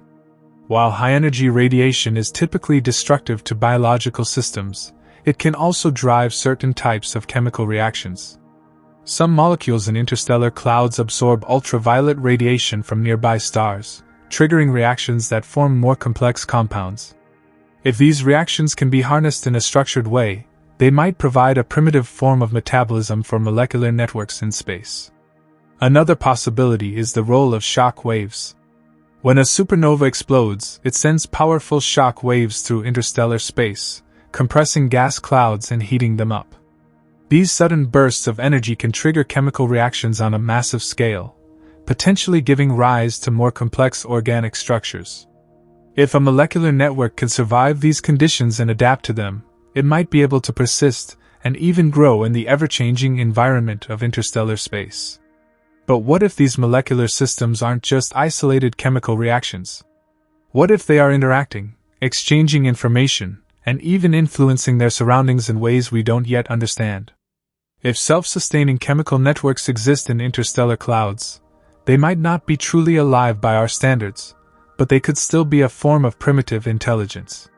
Some scientists have speculated that complex molecular networks could exhibit properties similar to a neural network. In a neural network, individual neurons don't think on their own, but when they interact in large numbers, they produce intelligence. Could a similar process happen on a much larger scale in interstellar clouds? If complex chemical systems are forming, breaking apart, and reforming over millions of years, could they develop a kind of memory or adaptive behavior? One way to test this idea would be to look for unexpected patterns in interstellar chemistry. If molecular networks are truly interacting in a meaningful way, we might see evidence of feedback loops, chemical reactions that regulate themselves in response to their environment. If such patterns exist, they could be the first sign of a new kind of intelligence, one that emerges not from biology, but from the fundamental processes of chemistry itself. Of course, the idea of interstellar intelligence is purely speculative at this point. But even if we never find evidence of truly living systems in interstellar clouds, the chemistry happening in these regions is still one of the most fascinating mysteries of space. The fact that organic molecules, and even potential precursors to life, are forming in the vacuum of space suggests that the ingredients for life are everywhere. If these molecules can survive long enough to be incorporated into new solar systems, then the process of life might not be unique to Earth. It might be an inevitable consequence of the way the universe works. And if life does emerge from interstellar chemistry, it raises one final, mind-bending question: did life on Earth start in space? If complex organic molecules can form in interstellar clouds, then they might have been delivered to our planet billions of years ago, long before the first living cells appeared. If this is true, then the origins of life on Earth are not tied to our planet at all. Instead, life as we know it could be part of a much older, much larger cosmic process, one that has been unfolding for billions of years, long before Earth even existed. The idea that life may have originated in space changes everything we think we know about our place in the universe. It suggests that life is not a rare accident, but a natural consequence of the chemistry that happens in interstellar clouds. It means that, instead of being isolated in a lonely corner of the galaxy, we may be part of a vast, interconnected network of lifelike chemistry spread across the cosmos. And if that's true, then we may not be alone at all, not in the way we traditionally think of aliens, but in the sense that life, in some form, might exist all around us, hidden within the cold, dark depths of interstellar space. The idea that life, or at least the precursors to life, could exist in interstellar clouds forces us to rethink not just the origins of life on Earth, but the very definition of life itself. What if the rules for life are different in the vast emptiness of space? What if life doesn't require a planet at all? To explore this, we have to consider what a self-sustaining system would look like in an interstellar cloud. On Earth, biological systems rely on liquid water as a medium for chemical reactions. But in interstellar clouds, liquid water is almost non-existent. Instead, ice grains coated with organic molecules serve as tiny laboratories where chemistry can unfold over immense periods of time. If these grains interact in complex ways, exchanging molecules, storing energy, or even forming patterns of self-replication, then they might behave like a primitive form of life, even if they don't fit our traditional definitions. One fascinating theory is that interstellar clouds could host something akin to molecular ecosystems. Instead of individual organisms, these ecosystems would consist of vast networks of interacting molecules, each influencing the others in subtle ways. Over time, these networks could develop emergent properties, complex behaviors that arise not from any single molecule, but from the way they interact as a system. This is similar to how life on Earth is more than just a collection of cells. It's the interactions between those cells that create something greater. If molecular ecosystems exist in interstellar clouds, then the next question is, could they evolve? Evolution requires variation, selection, and heredity. In a biological system, DNA provides the instructions for replication and mutation, allowing species to adapt over time. But in interstellar space, there is no DNA, at least, not in the way we understand it. Instead, evolution might happen through a different mechanism, one based purely on chemistry rather than genetics. Imagine a scenario where different molecular structures form within an interstellar cloud. Some of these structures might be more stable than others, lasting longer in the harsh conditions of space. Others might be more efficient at capturing energy from cosmic radiation or absorbing new molecules from their surroundings. Over millions of years, the most stable and efficient structures would become more common, while less stable ones would disappear. This is natural selection at a molecular level, an evolutionary process that doesn't require life as we know it, but still leads to increasing complexity over time. If this is happening in interstellar clouds, then we might be looking at a form of pre-life chemistry that is billions of years older than any biological system on Earth. And if this process has been occurring throughout the history of the universe, then life, true, complex, evolving life, might not have started on planets at all. It might have begun in the cold, drifting clouds of interstellar space, long before the first stars and planets ever formed. But if life can exist in such an alien environment, why haven't we detected it yet? The problem is that interstellar life, if it exists, would be almost impossible to recognize using our current methods. Telescopes can detect the presence of organic molecules in space, but they can't tell us whether those molecules are part of a living system. Even if a self-replicating chemical network were floating through an interstellar cloud right now, we wouldn't necessarily be able to distinguish it from ordinary molecules. To find evidence of life in interstellar clouds, scientists need to look for patterns that can't be explained by simple chemistry. On Earth, life organizes itself in ways that stand out from random chemical reactions. For example, biological molecules tend to show a preference for certain arrangements. Amino acids in life forms on Earth are almost exclusively left-handed, while non-biological processes produce equal amounts of left and right-handed molecules. If we found a similar pattern in an interstellar cloud, it could be a sign that something more than random chemistry is at work. Another possible way to detect interstellar life would be to look for unusual energy emissions. Living systems on Earth release heat and other forms of radiation as a byproduct of metabolism. If an interstellar cloud contained a self-sustaining molecular network, it might emit faint but distinct signals in the infrared or radio wavelengths. If astronomers detected an unexplained energy signature coming from a molecular cloud, it could be a clue that something more complex is happening inside. And then there's the possibility that interstellar life isn't just passive. It could be actively moving, adapting, and even spreading across the galaxy. If molecular networks in space are capable of evolution, then some might develop the ability to migrate, drifting from one cloud to another in search of optimal conditions. This could mean that life, in some primitive form, is constantly spreading throughout the galaxy, carried by the natural movements of interstellar clouds. If this is true, then it means that life on Earth might not be unique at all. It might not have even started here. Instead, Earth could be just one place among many where interstellar life found a home and evolved into something more complex. And if that's the case, then we have to ask, where else might life have taken hold? If interstellar clouds are the true cradles of life, then planets like Earth might just be the afterthoughts, the places where interstellar organisms settled down and became something new. This idea completely changes our perspective on the search for extraterrestrial life. Instead of only looking for planets in the habitable zone of their stars, we should also be looking at the vast, cold regions of space between those stars. If life exists in interstellar clouds, then it might not need a planet at all. And if that's the case, then life might be far more common in the universe than we ever imagined. If life, or something close to life, can exist in interstellar clouds, then one of the biggest questions we have to ask is, how did it begin? On Earth, life is thought to have emerged from a primordial soup of organic molecules in the presence of liquid water. But interstellar clouds don't have oceans, lakes, or even stable surfaces. Instead, they are vast, diffuse regions of gas and dust, where temperatures can plunge to near absolute zero. Any process leading to life in such an environment would have to work under conditions that seem, at first glance, completely inhospitable. Yet, even in this extreme environment, complex organic molecules have been detected. Observations from telescopes and space probes have revealed the presence of amino acids, sugars, and even nucleotide bases, the building blocks of DNA and RNA, floating in interstellar space.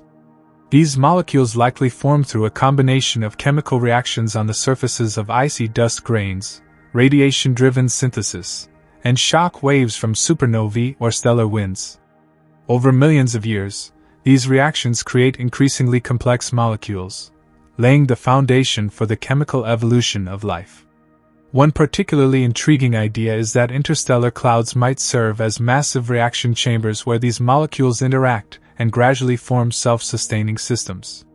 In the dense regions of these clouds, where particles collide more frequently, certain molecules might undergo reactions that allow them to absorb energy, replicate their structures, or even influence the reactions of other molecules around them. This could be an early, primitive form of metabolism, perhaps the first step toward life. But for life to truly emerge, there needs to be a way for complexity to increase over time. On Earth, this is driven by natural selection, where small variations in organisms lead to differences in survival. In interstellar clouds, a similar kind of selection might occur at the molecular level. Molecules that are more stable in space might survive longer, while unstable ones break apart. Molecules that can absorb and store energy efficiently might become more common. Over immense timescales, these processes could lead to something resembling evolution, where chemical systems become increasingly complex and organized. Some scientists have proposed that interstellar clouds could contain vast networks of self-replicating molecules, molecular chains that can assemble copies of themselves from surrounding materials. If such systems exist, they wouldn't be life as we know it, but they would be something close. They might represent a transitional stage between non-living chemistry and biological life, an intermediate form that exists only in the unique environment of interstellar space. If interstellar clouds can host proto-life, then another major question arises: could these systems eventually seed life on planets?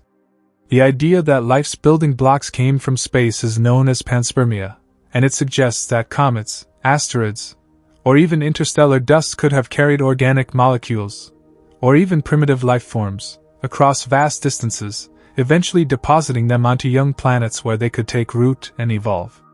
If true, this would mean that the origins of life on Earth were not unique, but part of a much larger cosmic process.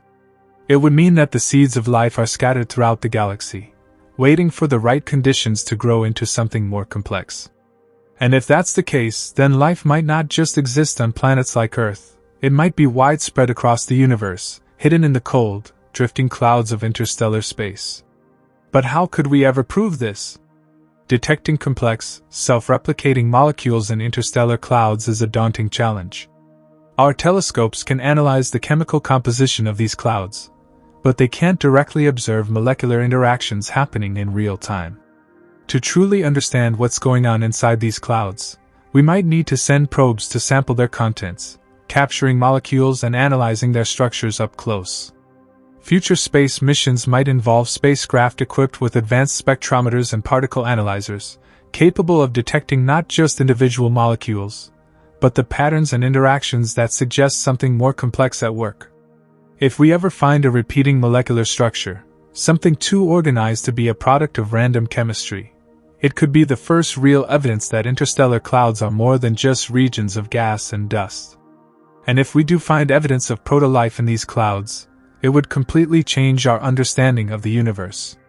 It would mean that life is not an anomaly, not a rare event that happened once on a single planet, but a natural consequence of the way the universe works. It would mean that the galaxy is teeming with life, not just on planets, but in the vast, empty spaces between them. And if life can exist in such a strange and alien environment, then what else might be possible? Could there be entire ecosystems drifting through interstellar space, sustained by cosmic radiation or chemical energy?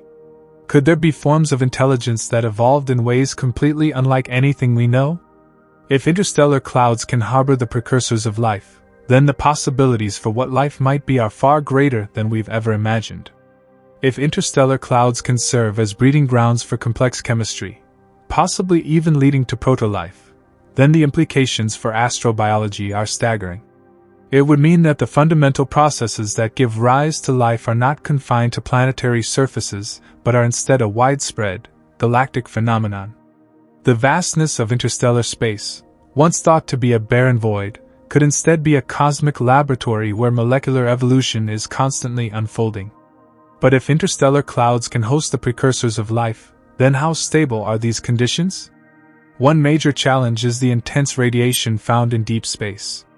Cosmic rays, ultraviolet light, and energetic particles from supernovae constantly bombard interstellar clouds, potentially breaking apart complex molecules as quickly as they form. However, research suggests that certain molecules, particularly those shielded within dense molecular clouds or embedded in icy grains, could survive for millions of years. Some compounds may even become more robust through repeated cycles of destruction and recombination, gradually evolving into more stable structures. One intriguing possibility is that these interstellar molecules are not just passive products of random chemistry, but may actually be capable of rudimentary self-repair. On Earth, living organisms repair damaged DNA through various mechanisms, ensuring genetic stability. While interstellar molecules wouldn't have the same level of complexity, some might possess chemical properties that allow them to reconstruct themselves after partial destruction. If such self-repair mechanisms exist, it would provide yet another stepping stone toward the emergence of more complex, self-sustaining systems. Another key factor to consider is the role of interstellar dust grains. These microscopic particles, made of silicates, carbon, and ice, serve as tiny platforms where chemical reactions can take place. Many of the complex organic molecules detected in space, including amino acids and hydrocarbons, are believed to have formed on the surfaces of these dust grains before being released into the surrounding gas. In essence, these dust grains function like floating laboratories, providing the necessary conditions for molecular assembly. Some scientists have proposed that these dust grains could even act as a primitive form of scaffolding for molecular structures. If certain molecules have an affinity for binding to specific surfaces, they might assemble into repeating patterns, gradually increasing in complexity. This could lead to the formation of molecular chains or even membrane-like structures, similar to the early protocells that may have preceded life on Earth. If we extend this idea further, could interstellar clouds contain large-scale molecular networks, vast, interconnected systems of interacting compounds? Some researchers speculate that these clouds might host self-organizing chemical systems that behave in ways reminiscent of biological processes. For example, certain molecules might catalyze the formation of others, creating cycles of reactions that resemble primitive metabolism. If such networks exist, they could represent a form of chemical evolution that predates biological life. And if interstellar clouds are indeed nurseries for complex chemistry, could they eventually give rise to structures that resemble primitive life forms? The definition of life is notoriously difficult to pin down, but many scientists agree that self-replication and metabolism are two key characteristics.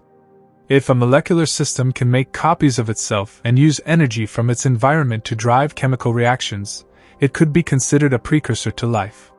While full-fledged living organisms are unlikely to exist in the extreme environment of interstellar space, something analogous to life, perhaps a self-sustaining chemical system, might be possible.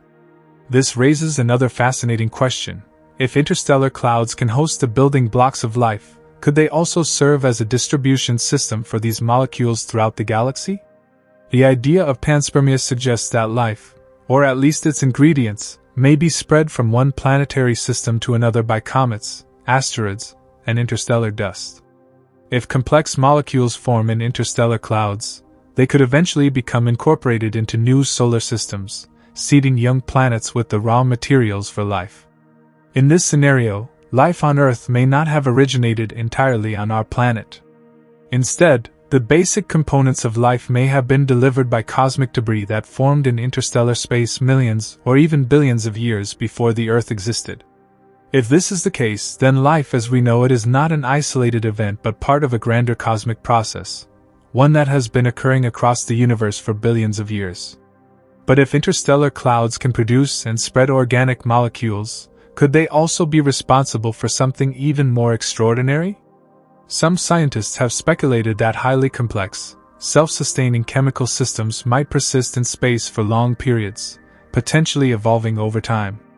If these systems can adapt to their environment, absorb energy, and interact with their surroundings in a meaningful way, they might represent an entirely new category of existence, one that blurs the line between chemistry and biology. This brings us to one of the most speculative yet fascinating ideas. Could interstellar space host forms of non-carbon-based proto-life? On Earth, life is built primarily from carbon, hydrogen, oxygen, and nitrogen. But in the extreme conditions of interstellar clouds, alternative chemistries might be possible. Some researchers have suggested that silicon-based molecules, for example, could form complex networks under the right conditions. Others propose that exotic forms of chemical self-organization, perhaps based on entirely different elements, could be occurring in the deep reaches of space. If such processes exist, they would challenge our entire understanding of what life is and where it can exist. It would mean that our definition of life, based on Earth's biology, is far too narrow. Instead of looking only for planets with liquid water, we might need to expand our search to include entirely different environments, places where chemistry itself behaves in ways we can barely comprehend. And if life can emerge in interstellar clouds, then the implications for extraterrestrial intelligence are even more profound. If complex molecules can form and evolve in space, could intelligence itself arise in a completely different way than we expect? Could there be vast, sentient molecular networks drifting through the cosmos, existing outside of planetary boundaries? Could intelligence be something that emerges not from biological evolution, but from the self-organization of matter on a cosmic scale? These questions push the boundaries of what we consider possible. They challenge us to rethink our assumptions about life, intelligence, and the nature of the universe itself.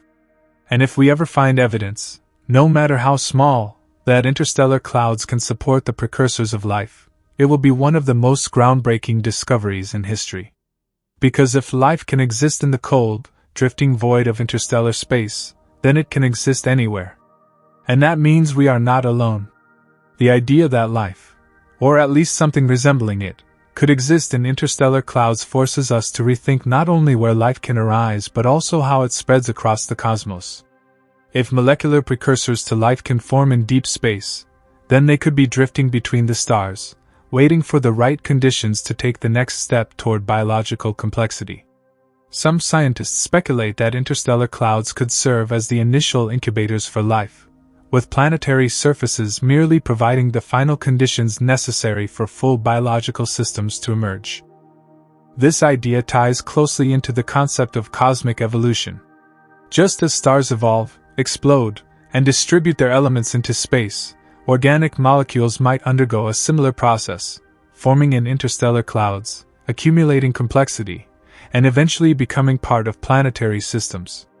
The universe itself might be engaged in a vast experiment, constantly testing different pathways toward life in a seemingly infinite number of environments. One of the most intriguing possibilities is that interstellar clouds could act as bridges between different planetary systems. If organic molecules can persist in deep space, then they might not only seed their home solar system but also travel vast distances, carrying the raw materials for life from one part of the galaxy to another. Some researchers believe that comets, asteroids, and even rogue planets passing through interstellar space could gather these molecules and transport them to new environments, further enhancing the spread of life's ingredients. If this is true, it could explain why life arose so quickly on Earth after the planet became habitable. Rather than life's building blocks forming entirely on our young world, they may have been delivered by interstellar debris, fragments of ancient molecular clouds that once drifted between the stars. In this scenario, the entire galaxy is a vast, interconnected web of chemical evolution, with interstellar clouds playing a key role in transferring life's precursors across the cosmos. But if interstellar clouds are cradles of prebiotic chemistry, could they be home to something even more complex? Could chemical reactions in these regions reach a level of organization that approaches self-replication? On Earth, self-replication is a fundamental feature of life, allowing organisms to pass genetic information from one generation to the next. While interstellar clouds lack the stable environments of planets, they do contain long-lived regions where molecules could persist for millions of years. If certain molecules can form chains and interact under these conditions, it would suggest that life, or at least the first steps toward it, could be occurring in places we never imagined. Some researchers have even proposed that rudimentary forms of metabolism might be possible in interstellar clouds. Metabolism, in its simplest form, is the ability to extract energy from the environment and use it to drive chemical reactions. In the cold depths of space, energy sources are limited, but cosmic radiation, ultraviolet light, and shock waves from nearby supernovae could provide intermittent bursts of energy. If certain molecules can capture and store this energy, perhaps in a way similar to early metabolic processes on Earth, it could represent a primitive form of energy utilization. One possibility is that complex molecules in interstellar clouds might cycle through different chemical states in response to changing environmental conditions. If these changes allow molecules to persist longer, self-replicate, or interact in more complex ways, then they could represent a kind of proto-metabolism, a chemical system that, while not fully alive, exhibits some of the characteristics of biological life. This concept raises profound questions about the definition of life itself. If a molecular system can grow, adapt, and maintain itself in the harsh environment of interstellar space, does it qualify as a form of life? Or does it represent an entirely new category of existence, one that falls somewhere between chemistry and biology? Some theorists suggest that if such molecular systems exist, they might evolve over time, becoming more efficient at harnessing energy and interacting with their surroundings. If this process continues, could interstellar clouds eventually produce something that we would recognize as life? Could these vast, diffuse regions of gas and dust give rise to self-sustaining molecular networks, ones capable of responding to changes in their environment in ways that resemble primitive life forms? And if interstellar clouds can host such complex chemistry, could they be home to something even more exotic, perhaps an entirely different form of life, one that operates under principles unlike anything we know? While life on Earth is based on carbon, hydrogen, oxygen, and nitrogen, alternative chemistries might emerge under the extreme conditions of space. Some researchers have speculated that silicon-based molecules, or even exotic quantum structures, could form in interstellar clouds, potentially leading to forms of self-organization that are fundamentally different from anything we've seen before. If such entities exist, they would challenge our understanding of life, intelligence, and even consciousness. Could vast, drifting molecular structures in deep space possess properties that resemble thought or awareness? Could the universe itself be filled with forms of proto-life that exist outside the bounds of planets, evolving in ways we cannot yet comprehend? These ideas push the boundaries of science, but they also highlight how little we truly know about the cosmos.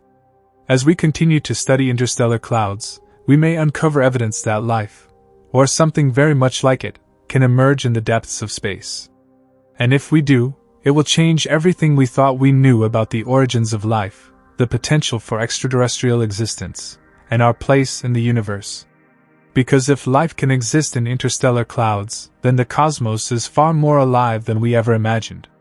The implications of life, or at least prebiotic chemistry, existing in interstellar clouds are staggering. If organic molecules can not only survive but also evolve in these vast, diffuse regions of space, then life might be far more common than we currently believe. It would mean that the potential for biology is not limited to planets, moons, or even liquid environments but could instead be a fundamental feature of the universe itself. One of the biggest challenges in considering life in interstellar clouds is the extreme conditions. These regions are incredibly cold, often just a few degrees above absolute zero, and are subject to constant radiation from cosmic rays and ultraviolet light. Any potential life form would need to be incredibly resilient, able to survive without a stable surface or liquid water, and capable of withstanding the constant bombardment of high-energy particles. But despite these harsh conditions, we already know that complex organic molecules exist in these regions. The presence of amino acids, sugars, and even nucleobases, the fundamental components of RNA and DNA, in meteorites and comets suggests that these molecules formed in space before being delivered to planets like Earth. If these molecules can form in space, the next question is, can they assemble into something more complex? One of the most exciting discoveries related to this idea came from the study of polycyclic aromatic hydrocarbons, PAHs. These complex carbon-based molecules are found throughout interstellar clouds, and they are remarkably similar to some of the building blocks of life. Some researchers believe that PAHs could serve as the scaffolding for more complex biochemical reactions, acting as a stepping stone towards self-replicating molecular systems. If so, interstellar clouds could be filled with the precursors of life, waiting to be delivered to planets, or even evolving into something more complex on their own. Another intriguing possibility is that interstellar dust grains play a role in the formation of complex molecules. These tiny particles provide surfaces where chemical reactions can take place, shielding delicate molecules from radiation and allowing them to accumulate over time. If dust grains serve as catalysts for prebiotic chemistry, then the vast networks of interstellar clouds could be acting as gigantic molecular laboratories, slowly assembling the ingredients for life over millions of years. This raises another question. If these molecules can form and persist in space, could they eventually develop some form of self-organization? Life on Earth is built on self-replicating molecules that store and transmit information. While RNA and DNA are the most well-known examples, there's no reason to think that they are the only possible forms of molecular information storage. Some researchers speculate that alternative molecular systems could arise in interstellar clouds, using different chemical pathways to replicate and evolve. If such a process is possible, it would mean that interstellar clouds are not just passive regions where molecules drift aimlessly, but active environments where complex chemistry takes place. These regions could be filled with structures that behave like primitive biological systems, molecules that interact, change, and adapt in response to their surroundings. This would be a completely new form of life, unlike anything found on Earth, operating under conditions we never considered suitable for biology. If interstellar clouds can support such processes, then the implications for astrobiology are profound. It would suggest that the early steps toward life are not rare or isolated events but instead occur all the time, throughout the galaxy. Life might not begin in oceans or warm ponds, as traditionally thought, but in the cold darkness of space, only later taking root on planets. This idea also connects to a concept known as panspermia, the theory that life, or at least its building blocks, can travel between worlds. If interstellar clouds are filled with organic molecules or even primitive self-replicating systems, then they could be spreading these materials across the galaxy.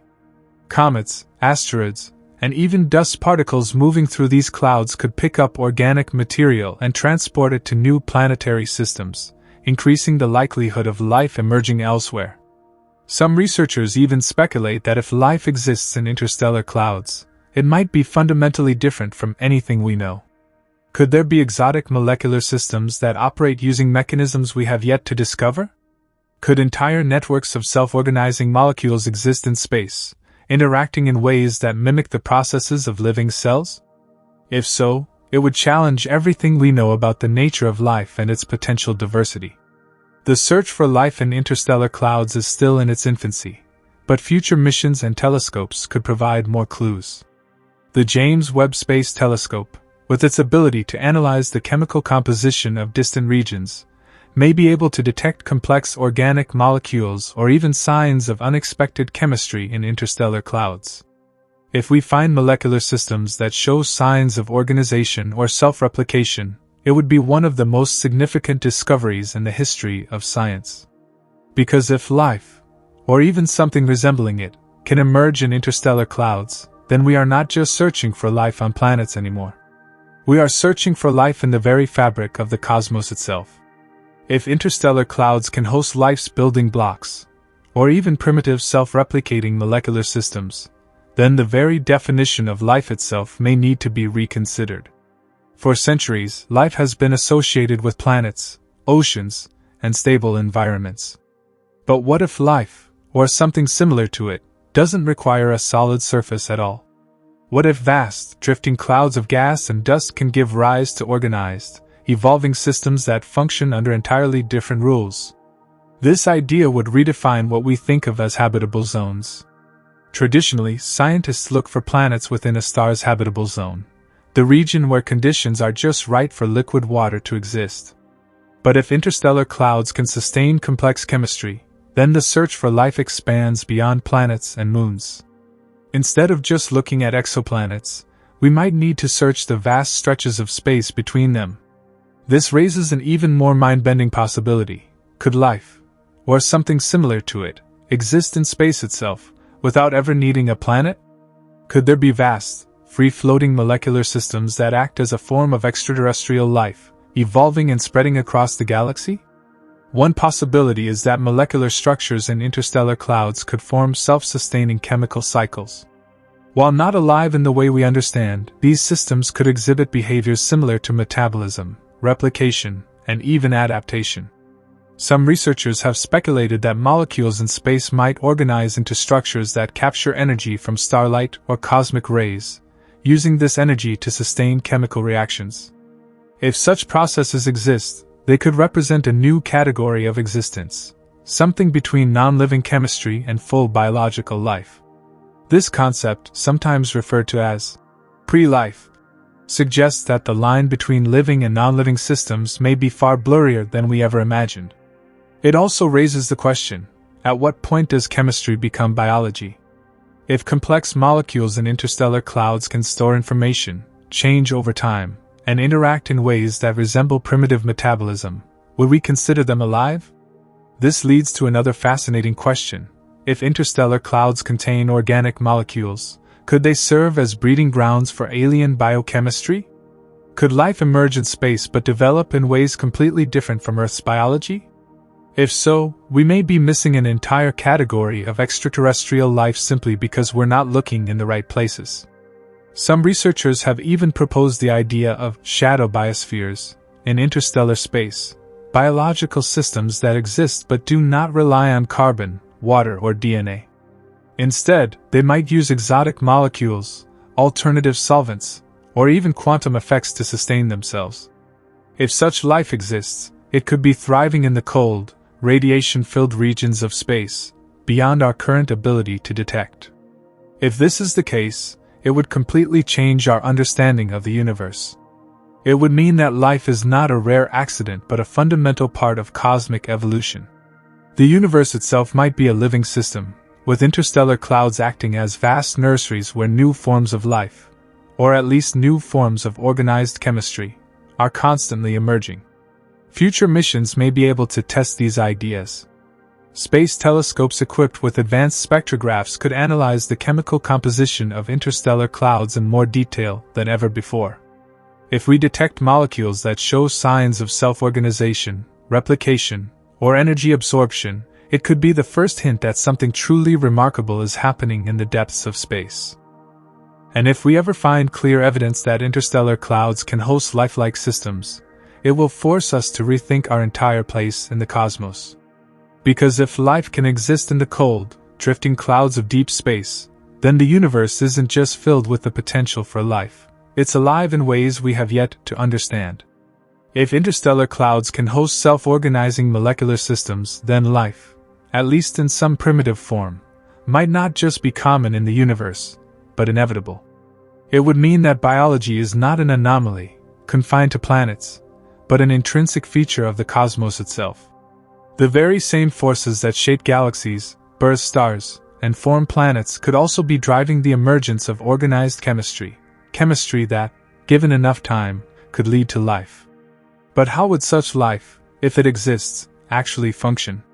On Earth, life depends on stable chemical reactions occurring within a liquid medium, primarily water. In the vacuum of space, this seems impossible. However, there are alternative pathways to molecular stability that do not require liquid water.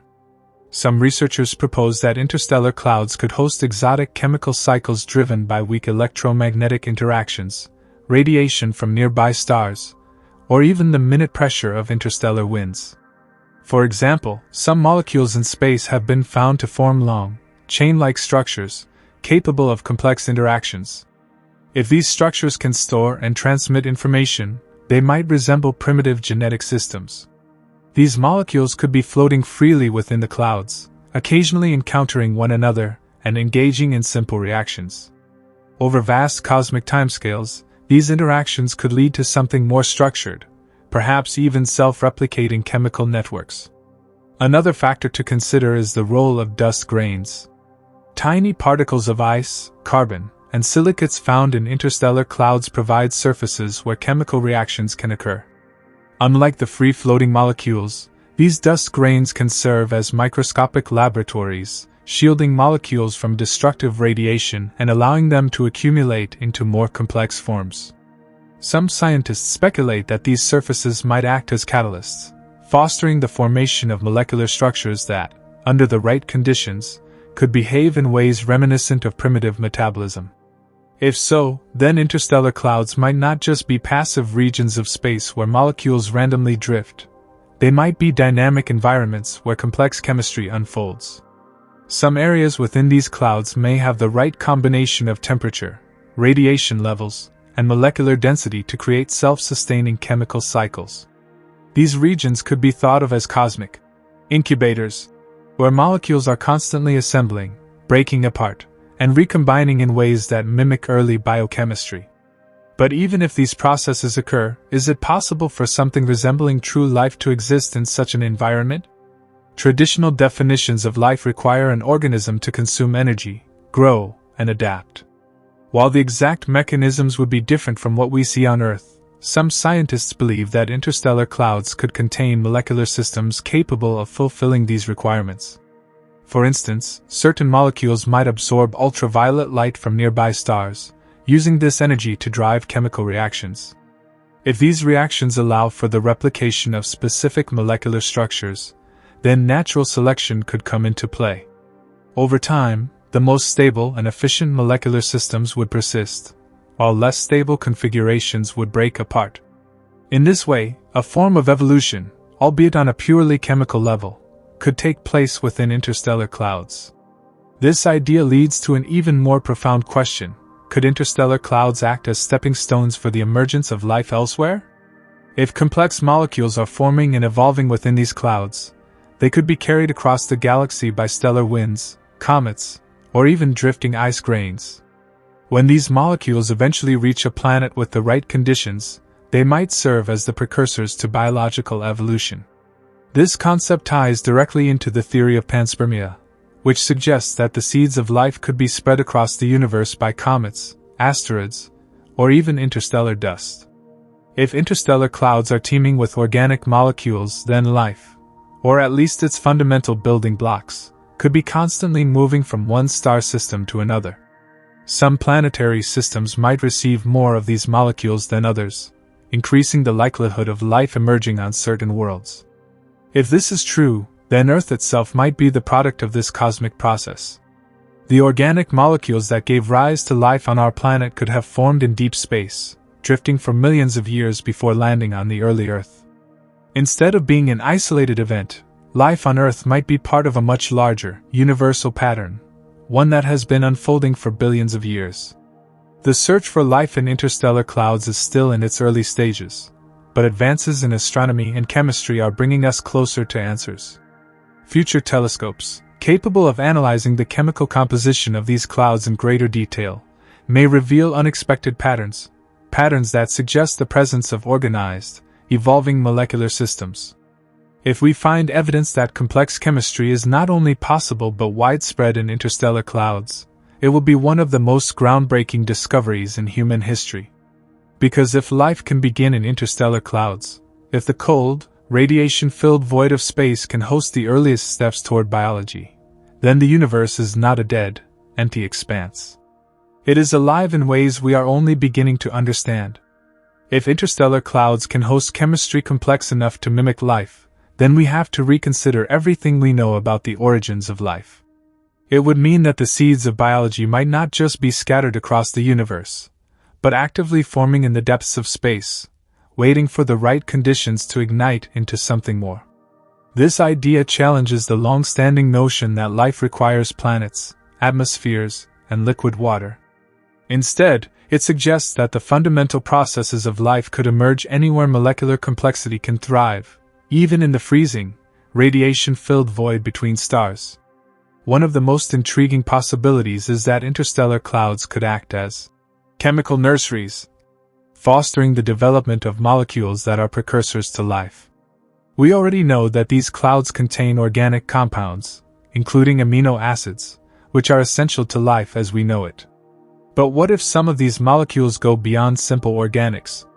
Could interstellar clouds contain self-replicating molecules, something akin to an early form of genetic material? On Earth, life is built on DNA and RNA, which store and transmit genetic information. But there is no fundamental reason why these particular molecules are the only possible carriers of information. In the extreme conditions of interstellar space, alternative forms of molecular information storage might be more stable. Scientists have even suggested the possibility of shadow biochemistries, chemical systems that operate under entirely different principles than what we observe on Earth. One of the leading ideas in astrobiology is that molecular evolution can occur even in the absence of biological life. In other words, molecules that can replicate and store information might undergo a form of selection, where the most stable and efficient structures persist, while less stable ones degrade. This is similar to how the earliest forms of life on Earth might have developed. Long before the first true cells emerged, self-replicating molecules likely dominated the prebiotic environment. If this kind of molecular evolution is possible in interstellar clouds, then we may be looking at an entirely new form of life, one that exists purely as chemistry, without the need for cellular structures. These molecular systems might not be alive by our traditional definition, but they could represent a transitional phase between chemistry and biology, a missing link between lifeless matter and living organisms. Some scientists have speculated that interstellar clouds might even contain molecular structures capable of adapting to their environment. If molecules can absorb energy from cosmic radiation, they might be able to sustain chemical reactions that resemble a primitive form of metabolism. This would suggest that life's core principles, energy capture, self-replication, and adaptation, might be far more universal than we ever imagined. Another fascinating question arises: could these molecular systems be interacting with one another, forming networks of chemical reactions that resemble ecosystems? On Earth, even the simplest forms of life exist within complex biochemical networks, where molecules interact, compete, and cooperate in ways that drive evolution forward. If interstellar clouds contain vast numbers of complex molecules, some of them might be engaging in similar interactions, forming a kind of prebiotic web that sets the stage for life. This leads to an even more profound implication. If interstellar clouds can foster complex molecular interactions, could they serve as bridges between star systems, carrying organic material across the galaxy? If molecules can survive the journey between interstellar clouds and planetary systems, they could be continuously seeding new worlds with the ingredients for life. This would mean that the universe is not just filled with the potential for life, but actively spreading it. The idea that organic molecules are traveling through space, moving between star systems and planetary bodies, aligns with the theory of panspermia. But interstellar clouds take this idea one step further. They are not just passive carriers of organic material. They may be places where molecular complexity is actively increasing. If interstellar clouds can support the formation and evolution of self-organizing chemical systems, then they might be acting as cosmic incubators, constantly producing new variations of molecular structures that could eventually develop into life. This also raises the question of whether interstellar clouds could serve as habitats for life forms that do not resemble anything we know.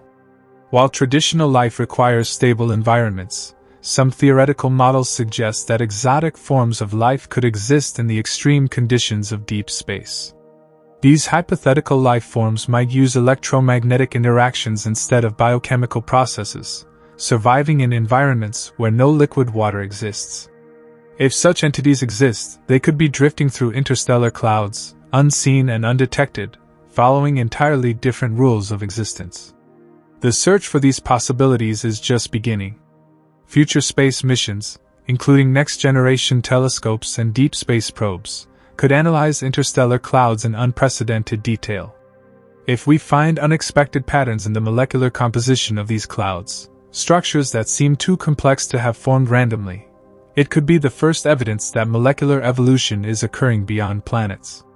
Such a discovery would change our understanding of life's origins. Instead of being a rare phenomenon, emerging only in the warm, wet environments of planets, life, or at least its precursors, might be forming all across the galaxy, waiting for the right conditions to develop further. If interstellar clouds are cradles of molecular evolution, then every star system may be connected by an invisible web of organic material, constantly drifting, evolving, and reshaping the potential for life across the universe. If this is true, then we are not just alone on a single planet, surrounded by a lifeless void. Instead, we are part of a living, evolving cosmos, one where the boundaries between chemistry and biology are constantly shifting, and where the very fabric of space might be teeming with the first whispers of life, waiting for the right moment to take shape. If interstellar clouds are truly incubators of complex chemistry, then the implications stretch far beyond just the possibility of life forming in deep space. It challenges our fundamental understanding of what it means for something to be alive. If molecular evolution can take place without the traditional boundaries of a planet, then life might not be something that happens in specific locations. It could be a process unfolding throughout the entire universe. One of the most astonishing aspects of interstellar clouds is their sheer size. Some of these molecular giants stretch for hundreds of light years across, containing enough raw material to form thousands of star systems. Within these massive structures, the conditions vary dramatically. Some regions are relatively warm due to nearby stars heating the gas, while others are so cold that chemical reactions slow to a crawl. But even in these frigid environments, reactions still occur. Complex molecules continue to form, slowly but surely, as radiation from distant stars and cosmic events provides the necessary energy to drive chemical changes forward. This leads to another fascinating possibility. If interstellar clouds contain different temperature zones, could some regions be more chemically active than others? Just as planets have different environments, oceans, deserts, polar ice caps, interstellar clouds may have hot spots, where molecular complexity is higher.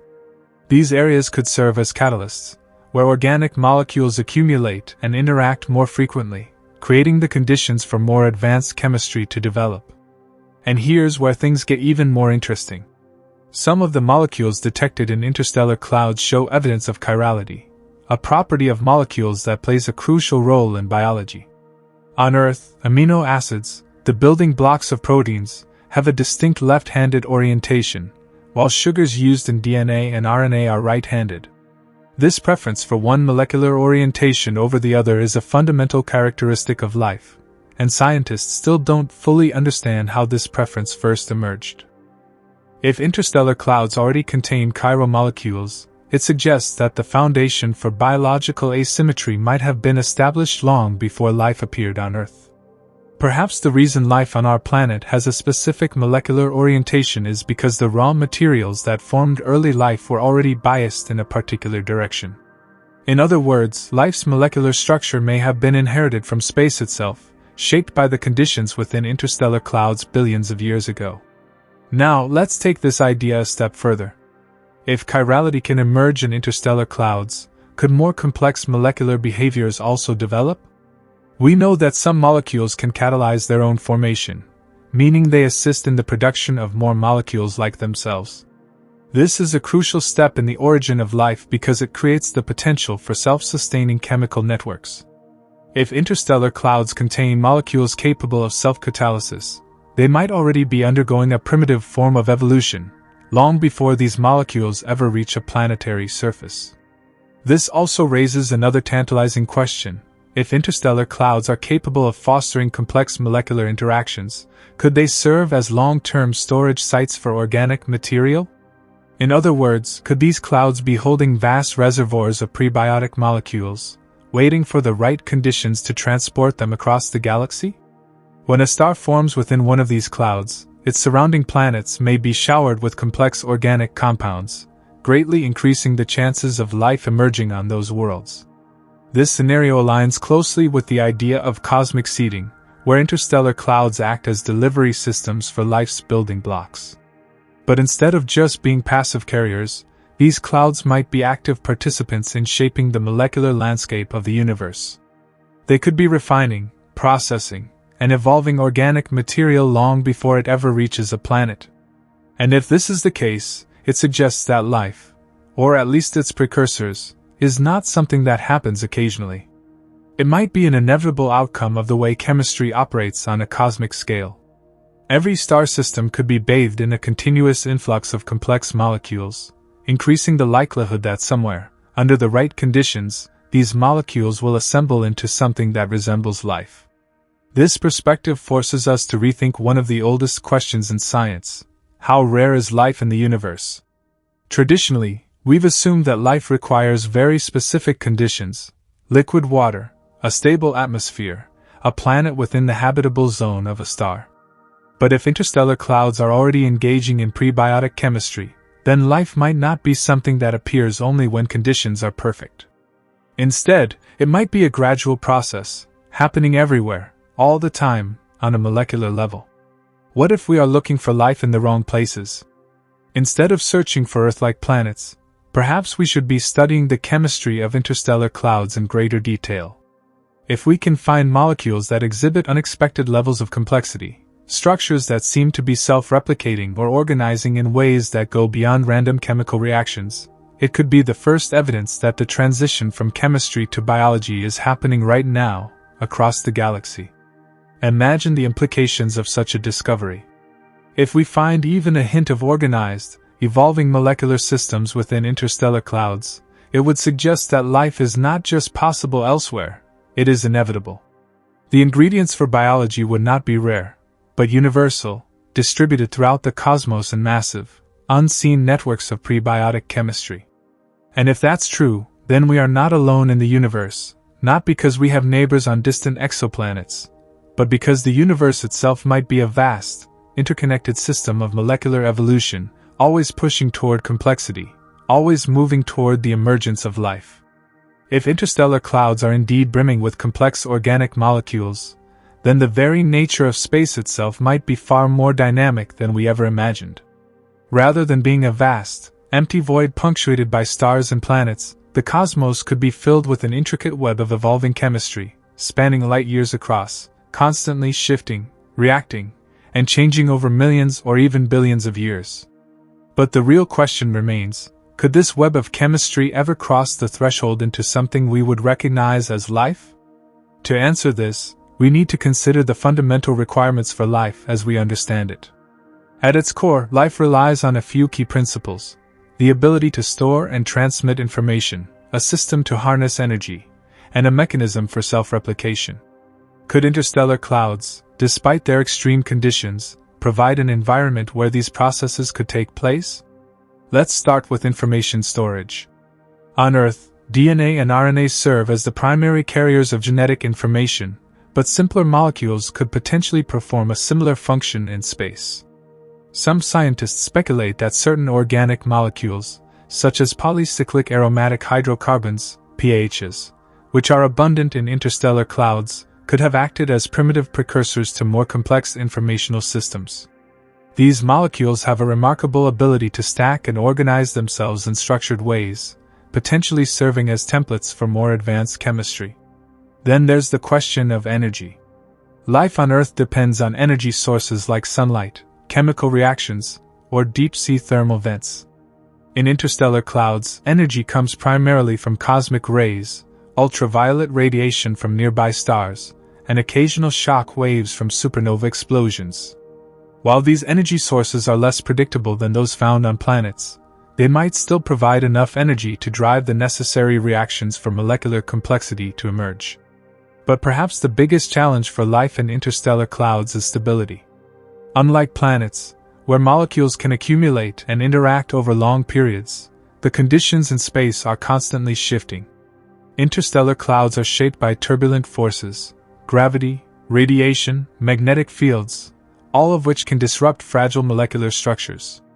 However, some regions within these clouds may be more stable than others. Dense molecular clouds, where dust and gas are thick enough to shield molecules from intense radiation, could act as temporary safe havens, allowing complex chemistry to unfold over extended periods. Another intriguing possibility is that life, if it exists in interstellar clouds, might not resemble anything we expect. Our understanding of biology is based entirely on Earth's conditions, but space presents an entirely different environment. Could there be molecular systems that operate in a fundamentally different way? Could self-replicating structures form without the need for water or a planetary surface? Some scientists believe that exotic forms of chemistry, possibly involving silicon or other elements not commonly associated with life on Earth, could play a role in prebiotic evolution in space. If life or proto-life can persist within interstellar clouds, it raises another fascinating question: could these structures serve as nurseries, seeding the universe with the precursors of biology? If complex molecules form in these clouds, they could be carried across the cosmos by interstellar dust grains, meteoroids, or even comets, eventually reaching young planetary systems where they might jumpstart the process of life's emergence. In fact, some researchers believe that life on Earth may have originated in this way. The idea, known as panspermia, suggests that the building blocks of life were delivered to our planet from space, possibly from interstellar clouds that existed long before our solar system formed. If true, it would mean that Earth's biosphere is not unique but part of a much larger, galactic-scale process of life spreading and evolving across the universe. And here's where things get truly mind-blowing. If interstellar clouds can sustain complex chemistry for millions of years, then similar processes may have been happening across the cosmos for billions of years. That means we could be looking at a universe where life is not just possible, it's likely. The emergence of biology may not be a rare fluke but an inevitable outcome of chemistry playing out on a cosmic scale. But how could we ever test this idea? One approach would be to study interstellar dust grains in greater detail. These tiny particles, often no larger than a fraction of a micron, act as surfaces where chemical reactions can take place. If we can capture and analyze these grains, perhaps using future space missions, we might find direct evidence of complex organic molecules forming in deep space. Another avenue would be to search for biosignatures, specific chemical patterns that indicate biological activity, within interstellar clouds. If we detect unusual ratios of certain molecules, isotopic signatures that suggest non-random chemical processes, or even structures that resemble primitive self-replicating systems, it could be a sign that interstellar clouds are not just passive chemical factories but active environments where lifelike processes are taking place. Imagine the implications of such a discovery. If we find compelling evidence that molecular evolution is happening within interstellar clouds, it would redefine our place in the universe. We would no longer see life as something that happens in isolated pockets on planets, but as a widespread, universal phenomenon woven into the very fabric of the cosmos. And if life can emerge in space, without a planet, without an ocean, without an atmosphere, then what else is possible? Could entire ecosystems exist in the void, operating on timescales and mechanisms beyond our comprehension? Could space itself be teeming with invisible, unrecognized forms of life, drifting through the galaxy, evolving in ways we have yet to understand? If the chemistry of interstellar clouds is anything like what we suspect, then the universe may not be lifeless and empty but alive with the potential for biology at every scale. The building blocks of life are not confined to Earth. They are everywhere, waiting for the right conditions to take the next step. And that raises the biggest question of all. If life is truly written into the fabric of the cosmos, then where do we fit into this vast, cosmic story? If interstellar clouds truly contain the ingredients for life, then the universe may not just be a place where life can exist, it may be a place where life must exist. This changes everything about how we see ourselves in the cosmos. It means that biology isn't just an accident of Earth-like planets, but a natural consequence of chemistry playing out on an unimaginable scale. If the conditions in interstellar clouds can give rise to complex organic molecules, then life, whether in its simplest form or something beyond our imagination, may be forming in the depths of space as we speak. But let's go deeper. If these vast clouds are capable of forming the precursors to life, does that mean some form of primitive life might already exist within them? Could there be self-replicating chemical systems, molecular structures that persist over time, or even entirely new forms of biology that operate outside the rules we know? One of the biggest problems with understanding interstellar clouds is that we can't directly observe them in the way we study planets. They're too diffuse, too spread out, and too unpredictable. But we can analyze their chemical composition. And what we've found so far is astonishing. Using radio telescopes, scientists have detected a wide variety of complex organic molecules in deep space: amino acids, sugars, alcohols, and even potential precursors to RNA. These molecules aren't just drifting aimlessly, they're forming in specific ways, influenced by radiation, magnetic fields, and shock waves.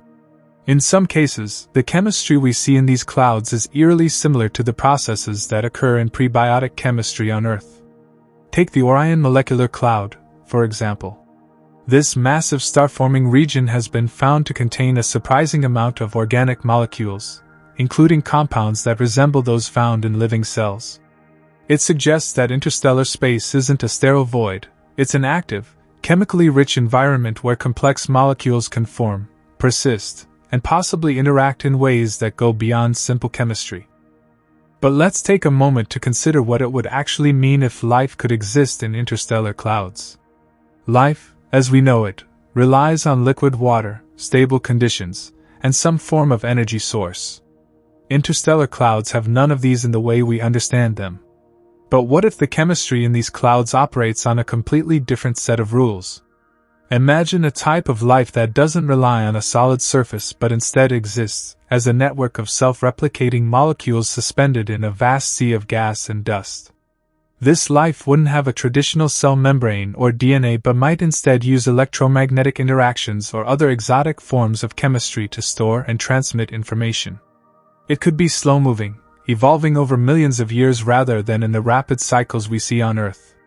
It might even be able to adapt to changing conditions in ways that are completely beyond our understanding.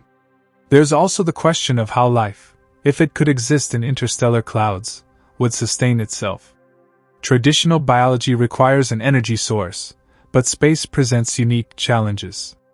Unlike a planet, where energy can be harvested from sunlight or chemical reactions, interstellar clouds are exposed to high-energy radiation, cosmic rays, and the occasional shock wave from a nearby supernova. Could a form of life exist that feeds on radiation, using it as a source of energy to drive its chemical processes? There's precedent for this idea even here on Earth. Certain bacteria, like Deinococcus radiodurans, are incredibly resistant to radiation, capable of surviving doses that would instantly kill most other life forms. Some researchers even speculate that radiation-resistant microbes could survive in the extreme conditions of space for extended periods. If life on Earth can adapt to extreme radiation, could something similar, or even more advanced, exist in interstellar clouds? If so, it would raise another mind-blowing possibility. Could these clouds spread life across the galaxy? We already know that interstellar dust grains can carry complex organic molecules. What if some of these molecules are more than just chemical precursors? What if they're the remnants of actual biological processes, the molecular fossils of an ancient, spaceborne biosphere? This brings us back to the idea of panspermia, the theory that life, or at least its building blocks, can travel between planets and star systems, hitching rides on comets, asteroids, or interstellar dust. If life can survive in interstellar clouds, then the seeding of life across the universe may not just be possible, it may be inevitable. And if that's the case, then the history of life on Earth may not have started here at all. We may be the descendants of interstellar chemistry, the product of molecules that formed in deep space billions of years ago, only to eventually find their way to a young, developing planet and spark the first biological processes. If we find definitive proof that interstellar clouds are capable of supporting life, it will completely upend our understanding of biology, evolution, and even our place in the universe. It would mean that life is not a rare event but a natural consequence of the cosmos itself. The universe wouldn't just be a place where life can happen, it would be a place where life is meant to happen. But that leaves us with a final, mind-bending question: if interstellar clouds are filled with the ingredients for life, and if life can emerge from these ingredients under the right conditions, then where else might life already exist? Could there be entire ecosystems floating within the depths of these cosmic nurseries, invisible to us but teeming with unrecognized forms of life? Could some of the strange signals we detect from deep space be the signatures of biological processes we don't yet understand? And most importantly, if the universe is already filled with life, then how long before we find definitive proof of it? If life can exist within interstellar clouds, then it fundamentally challenges our current understanding of what biology is and where it can thrive. Up until now, we've been limited by our Earth-centric perspective, searching for life in environments that resemble our own. But if interstellar clouds can support some form of exotic biology, then our definition of habitable space expands dramatically. It means that life might not just be confined to planets and moons with liquid water. It could exist in the vast, seemingly empty reaches of space itself. But how would such life function? Traditional life, as we understand it, depends on complex molecules, stable environments, and some form of metabolic process. In space, however, everything we associate with life is stripped away. There's no stable ground, no liquid oceans, and no atmosphere in the traditional sense. Yet, the very fact that complex organic molecules can form in interstellar clouds suggests that chemistry does not require a planet to become biologically significant. The big question is whether these molecules can assemble into self-sustaining, evolving systems. Could interstellar clouds harbor proto-life, chemical systems on the brink of biological complexity? Or is it possible that life in such an environment would look nothing like what we expect? Perhaps instead of relying on liquid solvents like water, these hypothetical organisms could use dust grains as a substrate, forming molecular networks that interact across vast distances. Maybe they rely on slow chemical reactions driven by cosmic radiation or the energy from nearby stars. One of the most compelling ideas is that of plasma-based life. Some researchers have speculated that self-organizing plasma structures could, in theory, behave like biological systems. In this scenario, charged particles and electromagnetic fields within interstellar clouds could create stable, self-sustaining patterns that mimic the behavior of living organisms. These structures wouldn't be made of carbon-based molecules like life on Earth, but could still exhibit properties like self-replication, adaptation, and energy utilization. If such life forms exist, they would be nearly impossible to detect with our current instruments. We search for life using chemical signatures, looking for water, oxygen, methane, and other biosignatures. But if interstellar life operates on entirely different principles, we might be missing it entirely. It's possible that signals we already observe from deep space, strange fluctuations in electromagnetic fields, unexplained bursts of energy, could be evidence of a form of life that we simply don't recognize. And then there's the question of intelligence. If life can emerge in interstellar clouds, is it possible that some of it could develop intelligence? Could there be entities, vast, diffuse, and completely unlike anything we've ever imagined, drifting through the cosmos, observing, thinking, and perhaps even communicating in ways beyond our comprehension? If such beings exist, they would be fundamentally different from any intelligent life we've ever considered. They wouldn't build cities or spacecraft. They wouldn't have physical bodies in the way we understand them. Instead, they might be vast, floating networks of charged particles, existing for millions of years, evolving at a pace so slow that we wouldn't even recognize it as thought. If such entities do exist, would they even perceive us as intelligent beings? Or would they see us as brief flashes of activity, too fleeting to be relevant to their experience of time? This brings us to another fascinating idea. If intelligence can emerge in interstellar clouds, then perhaps these clouds themselves could serve as a kind of galactic network, spreading information across the universe. Some researchers have speculated that interstellar clouds could act as massive repositories of chemical information, storing and transmitting complex organic molecules across vast distances.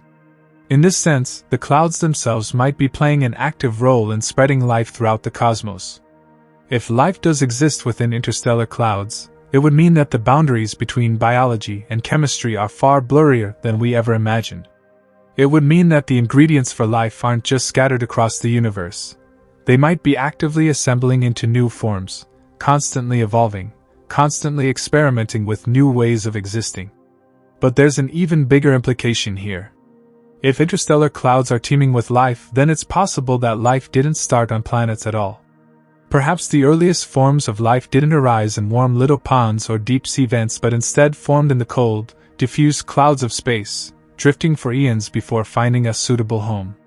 In this scenario, planets like Earth aren't the originators of life.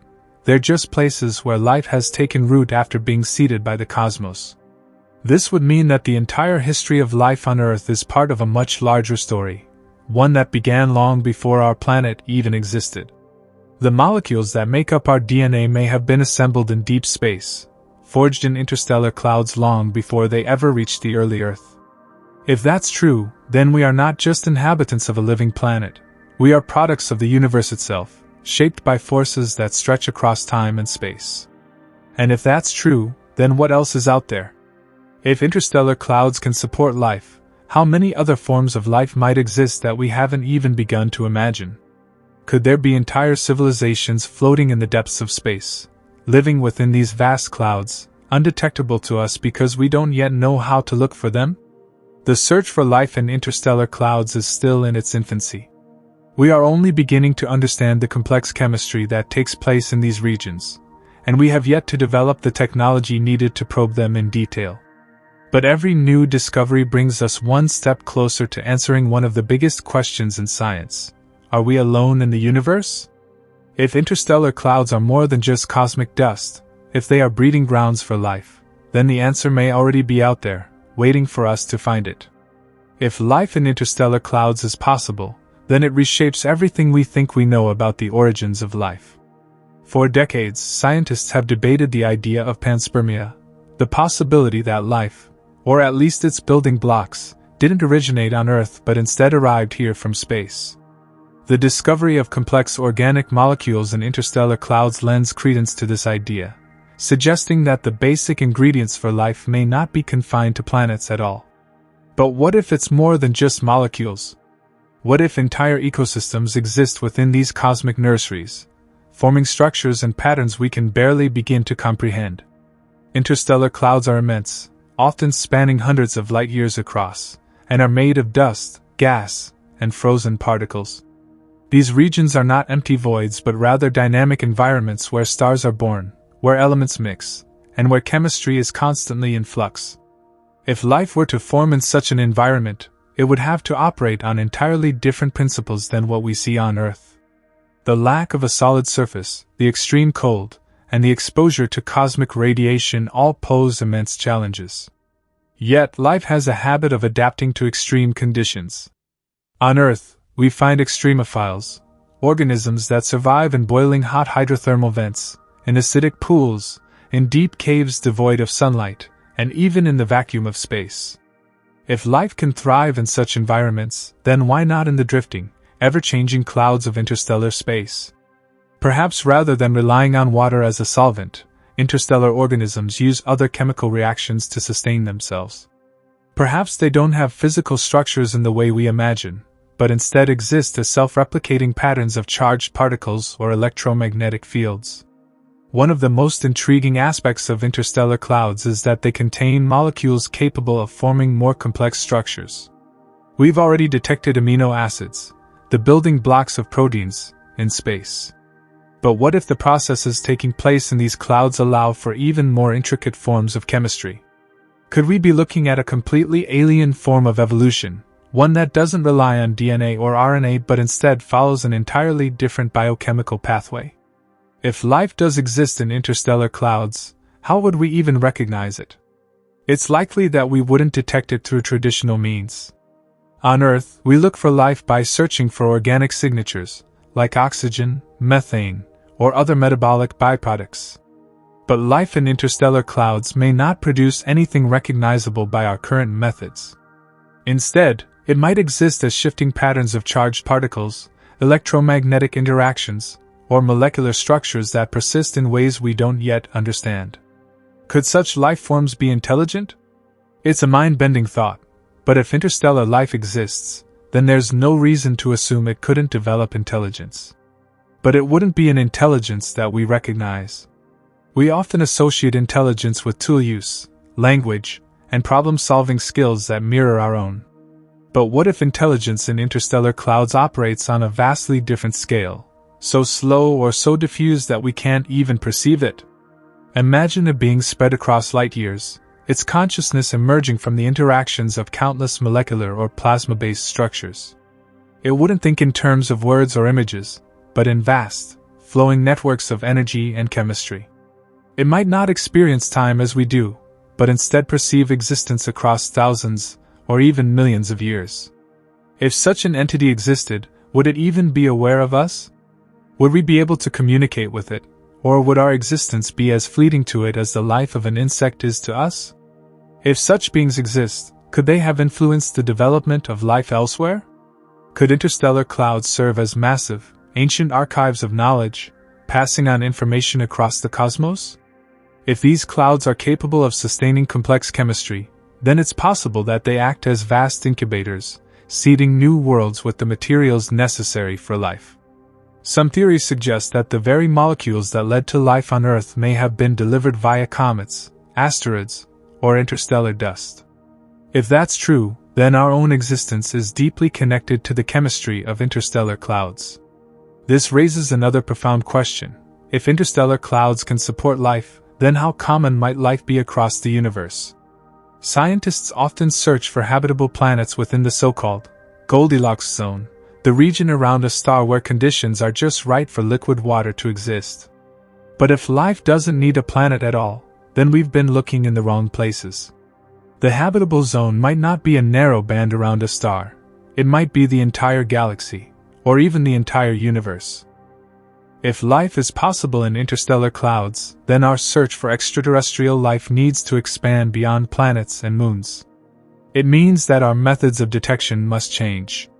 Instead of looking for radio signals from distant civilizations, we might need to study the electromagnetic signatures of interstellar clouds more closely. Instead of searching for liquid water, we might need to understand the role of cosmic dust as a potential medium for biological complexity. And what if we've already seen the signs? There are strange phenomena in space that we don't fully understand, mysterious radio signals, unexplained bursts of energy, peculiar patterns in cosmic radiation. Could some of these be byproducts of interstellar life? Could we already be observing the activity of living systems without realizing it? Even if interstellar life is not intelligent, its existence would still revolutionize our understanding of biology. It would show that life is not bound to planets, and that the fundamental processes of life are far more universal than we ever imagined. It would suggest that the universe itself is not a sterile place, but a living, evolving system where life emerges not just in small, rare pockets, but across vast cosmic structures. If we do find life in interstellar clouds, it would also force us to rethink our own place in the cosmos. We often view Earth as a rare oasis, a unique world teeming with life in an otherwise lifeless universe. But if life is thriving in interstellar space, then we are not the exception. We are part of a much larger, much older story. The question of whether life exists in interstellar clouds is not just a scientific one, it's a philosophical one. It challenges our deepest assumptions about where we came from and where we might be headed. It forces us to confront the possibility that the cosmos is not just a backdrop to our existence but an active, living entity in its own right. We may be on the verge of one of the greatest discoveries in history. If life exists in interstellar clouds, then the universe is not empty, it is alive. And if that's true, then what else is out there, waiting to be found? If interstellar clouds harbor life, then the implications stretch far beyond just our understanding of biology. It means that life is not necessarily tied to the warmth of a star, the stability of a planet, or even the presence of liquid water. Instead, life could exist in a form that defies all our expectations, drifting through the void, adapting to an environment of extreme cold, radiation, and near vacuum. But how would such life function? On Earth, life depends on cellular structures, membranes, and metabolic processes driven by chemical reactions. In an interstellar environment, those rules might not apply in the same way. Instead of cellular life, could there be something more abstract? Perhaps patterns of self-replicating molecules embedded in cosmic dust? Or what if life exists not as solid structures but as networks of electromagnetic interactions, forming complex and evolving systems without a physical form as we understand it? One of the most intriguing possibilities is that interstellar life, if it exists, might operate on time scales far beyond human comprehension. Here on Earth, life is constrained by a relatively rapid pace of evolution. Bacteria can multiply in minutes, animals live for decades at most, and even the longest living organisms on our planet have finite lifespans. But in interstellar clouds, where conditions are vastly different, life might move at an entirely different pace. Imagine a form of life that thinks, not in seconds or minutes but in millennia. It could be so vast that its interactions take centuries to unfold. Its metabolism might be based on slow, incremental chemical changes that play out over millions of years. Such life would be nearly impossible to detect using our current methods, because from our perspective, it would appear motionless, unchanging, when in reality, it might be evolving on a cosmic timescale. There is also the question of how interstellar life, if it exists, might communicate. We often think of communication in terms of sound, sight, or electromagnetic signals like radio waves. But life in interstellar space would have to use methods that are compatible with its own environment. Could such life communicate through subtle shifts in radiation, altering the frequencies of cosmic microwaves in ways that encode information? Could it use magnetism, aligning charged particles into structured patterns across vast distances? Or perhaps it communicates through chemical trails, slowly exchanging molecular information in a way that resembles how ants use pheromones on Earth, but on a scale spanning light years. If intelligent life exists in interstellar clouds, it might be so different from us that we wouldn't even recognize it. It might not build cities, construct technology, or seek to explore the universe in the way humans do. Instead, its intelligence could manifest in entirely alien ways, perhaps as an ability to manipulate cosmic forces, harnessing energy directly from stars and nebulae in ways beyond our comprehension. Some scientists have speculated that if interstellar intelligence exists, it might have already influenced the development of life elsewhere in the universe, including here on Earth. The idea that life could have been seeded by interstellar clouds is not new, but what if that seeding was intentional? Could an ancient, long-lived intelligence be responsible for distributing the building blocks of life across the cosmos, shaping the development of biological systems on countless worlds? This brings us to another mind-bending possibility. What if interstellar life isn't just a possibility, but a necessity? What if life, in some form, is a fundamental part of the structure of the universe itself? Instead of being a rare and accidental occurrence, life might emerge naturally wherever the right conditions arise, even in the vast emptiness of interstellar space. The more we study the cosmos, the more we realize that the boundary between the living and the non-living is not as clear-cut as we once thought. Here on Earth, we already see examples of complex, self-organizing systems that blur the line between chemistry and biology. Viruses, for example, exist in a strange middle ground between life and non-life, capable of replicating but not independently alive in the traditional sense. Could there be something similar in interstellar clouds, structures that exist in a liminal state between organic and inorganic, slowly evolving toward complexity over cosmic timescales? Another fascinating aspect of interstellar clouds is their connection to the birth and death of stars. These clouds are not static. They are in constant flux, shaped by gravity, radiation, and the explosive forces of supernovae. If life exists within them, then it must be able to survive and even thrive in an environment of perpetual change. Could such life be capable of harnessing the energy of these stellar processes, using the shockwaves of exploding stars to disperse and spread? One of the biggest challenges in proving the existence of interstellar life is that we currently lack the tools to observe it directly. Our telescopes can detect chemical signatures in deep space, but distinguishing between biological and non-biological processes is incredibly difficult.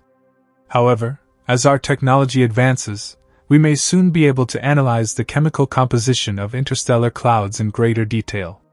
If we find complex organic molecules arranged in patterns that cannot be explained by random chemistry, it could be the first evidence that something more is happening in these cosmic nurseries. The search for interstellar life is not just a scientific endeavor, it's a philosophical one. It forces us to rethink our assumptions about where life can exist, what it can look like, and how it might evolve in environments beyond our wildest imagination. If life is truly ubiquitous in the universe, then our perspective on existence must change. We would no longer see ourselves as isolated beings on a small planet, but as part of a vast, living network that stretches across the cosmos. And if we do discover interstellar life, it would raise even deeper questions. How did it begin? Has it always been there? Could it be far older than our own civilization? Perhaps even older than Earth itself? Could we ever make contact? And if so, would we even be able to understand such an alien form of existence? One thing is certain: the more we explore the universe, the more we realize how little we truly know. The possibility of life in interstellar clouds is just one of the many mysteries that challenge our understanding of reality.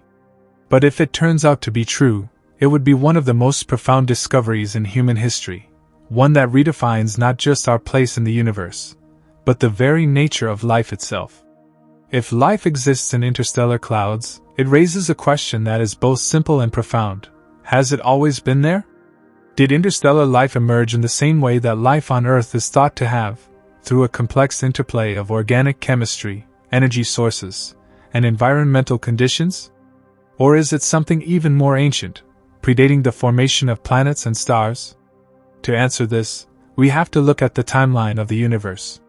The oldest stars formed over 13 billion years ago, and the first heavy elements, carbon, oxygen, nitrogen, began appearing soon after, forged in the hearts of dying stars. These elements, the very building blocks of life, were blasted into space by supernovae, spreading throughout the cosmos. But if life requires time to evolve, and interstellar clouds are ever shifting and unstable, then how could complex life arise and persist in such an environment? One possibility is that life didn't start in interstellar clouds, but migrated there. If life can survive in deep space, then it might not have originated in these vast nebulae, but instead hitched a ride on cosmic dust, carried across the galaxy for eons. This idea ties into a theory called panspermia, which suggests that life, or at least its fundamental ingredients, could be spread throughout the universe via asteroids, comets, or even interstellar dust grains. If panspermia is correct, then interstellar clouds could act as cosmic gathering points, where these ingredients accumulate, mix, and evolve. They could be incubators of life, providing a unique environment where organic molecules undergo transformations not possible on planets. This would mean that interstellar clouds aren't just lifeless structures drifting through space but active hubs of biochemical evolution. Another possibility is that life in interstellar clouds exists in an entirely different chemical form from what we're familiar with. On Earth, all known life is carbon-based and depends on liquid water. But in the freezing, near-vacuum conditions of deep space, life might operate on an entirely different biochemical basis. Could it be silicon-based, using elements more suited to extreme environments? Or could it be something even more exotic? Perhaps life that doesn't rely on solid matter at all, but instead exists as patterns of electromagnetic interactions. There's also the question of intelligence. If interstellar life exists, is it primitive, like microbes, or could it be something more advanced? Could there be vast, thinking structures stretching across light years, forming an intelligence so different from our own that we would never recognize it? Some researchers have speculated that intelligent interstellar life might not have a physical form at all. Instead, it could exist as patterns of information, encoded in electromagnetic fields or quantum processes. This type of life wouldn't need a planet, a body, or even matter as we understand it. Instead, it could function as a self-replicating system of pure energy, using the radiation of stars as both a power source and a means of communication. This idea leads to one of the most mind-bending possibilities of all. What if the universe itself is alive? If interstellar clouds can host life, and if life can take non-physical forms, then perhaps intelligence isn't confined to biological entities. Instead, it could emerge naturally from the structure of the cosmos itself. Some physicists have even proposed that the laws of physics might be the product of an evolving intelligence, shaping reality in ways we don't yet understand. If true, this would mean that the universe isn't just a place where life happens, it is, in some sense, alive itself. Every nebula, every cloud of gas and dust, every swirling mass of particles in interstellar space could be part of a vast, decentralized intelligence, one that operates on timescales so immense that we have yet to detect its presence. But even if we set aside these speculative ideas, the mystery remains. If interstellar life exists, how would we ever find it? Our telescopes can detect the chemical composition of nebulae, but they can't tell us whether those molecules are part of a living system. Future missions may need to focus on more subtle indicators, patterns in chemical distributions that suggest biological activity, or unexpected fluctuations in radiation that could be signs of interstellar communication. The search for life in interstellar clouds challenges everything we know about biology, evolution, and the very definition of life itself. It forces us to ask whether our experience on Earth is the exception or the rule. Is life a rare anomaly, limited to planets? Or is it something far more common, something that thrives in places we've never even thought to look? One thing is certain: the more we explore the universe, the more we realize that our assumptions about life may be far too narrow. If interstellar clouds turn out to be home to life, it would mean that life is not just bound to planets, but is a fundamental part of the cosmos itself. And that would change everything. If life exists in interstellar clouds, then it forces us to reconsider one of the biggest questions in science: what actually defines life? On Earth, we think of life as something that grows and evolves. But if interstellar life exists in a form that doesn't fit into these categories, if it doesn't have DNA, if it doesn't have cells, if it doesn't require liquid water, does that mean it isn't alive? Or does it mean our definition of life is simply too narrow? Some scientists argue that we should abandon the idea that life must be carbon-based altogether. Instead, we should think of life in terms of self-sustaining systems of complexity, structures that organize themselves, adapt to their environment, and continue to exist through some form of replication or energy exchange. If we use this broader definition, then interstellar clouds could be teeming with life, just not in a way that we recognize. For example, could there be plasma-based life forms, living within the charged gas of nebulae? Plasma, one of the four fundamental states of matter, is common throughout the universe, especially in interstellar clouds. In fact, some physicists have suggested that under the right conditions, plasma can exhibit behavior that is shockingly similar to biological life. It can form stable, self-organizing structures that interact in complex ways. Some laboratory experiments have even shown that certain types of plasma formations can consume energy from their environment, divide into smaller structures, and exhibit behaviors that resemble primitive life. If this can happen on Earth in a controlled lab setting, what might be possible in the vastness of space, where conditions are far more extreme and diverse? If interstellar clouds host plasma-based organisms, how would they survive? One possibility is that they could feed on cosmic radiation, using electromagnetic energy in the same way that plants on Earth use sunlight for photosynthesis. Instead of consuming organic material, these plasma entities might exist as electromagnetic life forms, using the natural energy of the universe as their fuel. But what if interstellar life isn't just passive? What if it's intelligent? If we assume that life exists in interstellar clouds, and if it has had billions of years to evolve in these environments, then is it possible that something out there is not only alive but also aware? Could intelligence arise in a form that has no solid body, no brain, no nervous system, only a vast network of electromagnetic fields and plasma structures? This idea may sound like pure science fiction, but some astrophysicists take it seriously.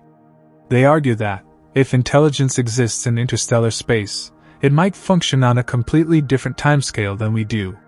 Human thought operates on the scale of milliseconds, but an intelligence made of interstellar gas or plasma might process information at a speed so slow that we wouldn't even recognize it as thinking.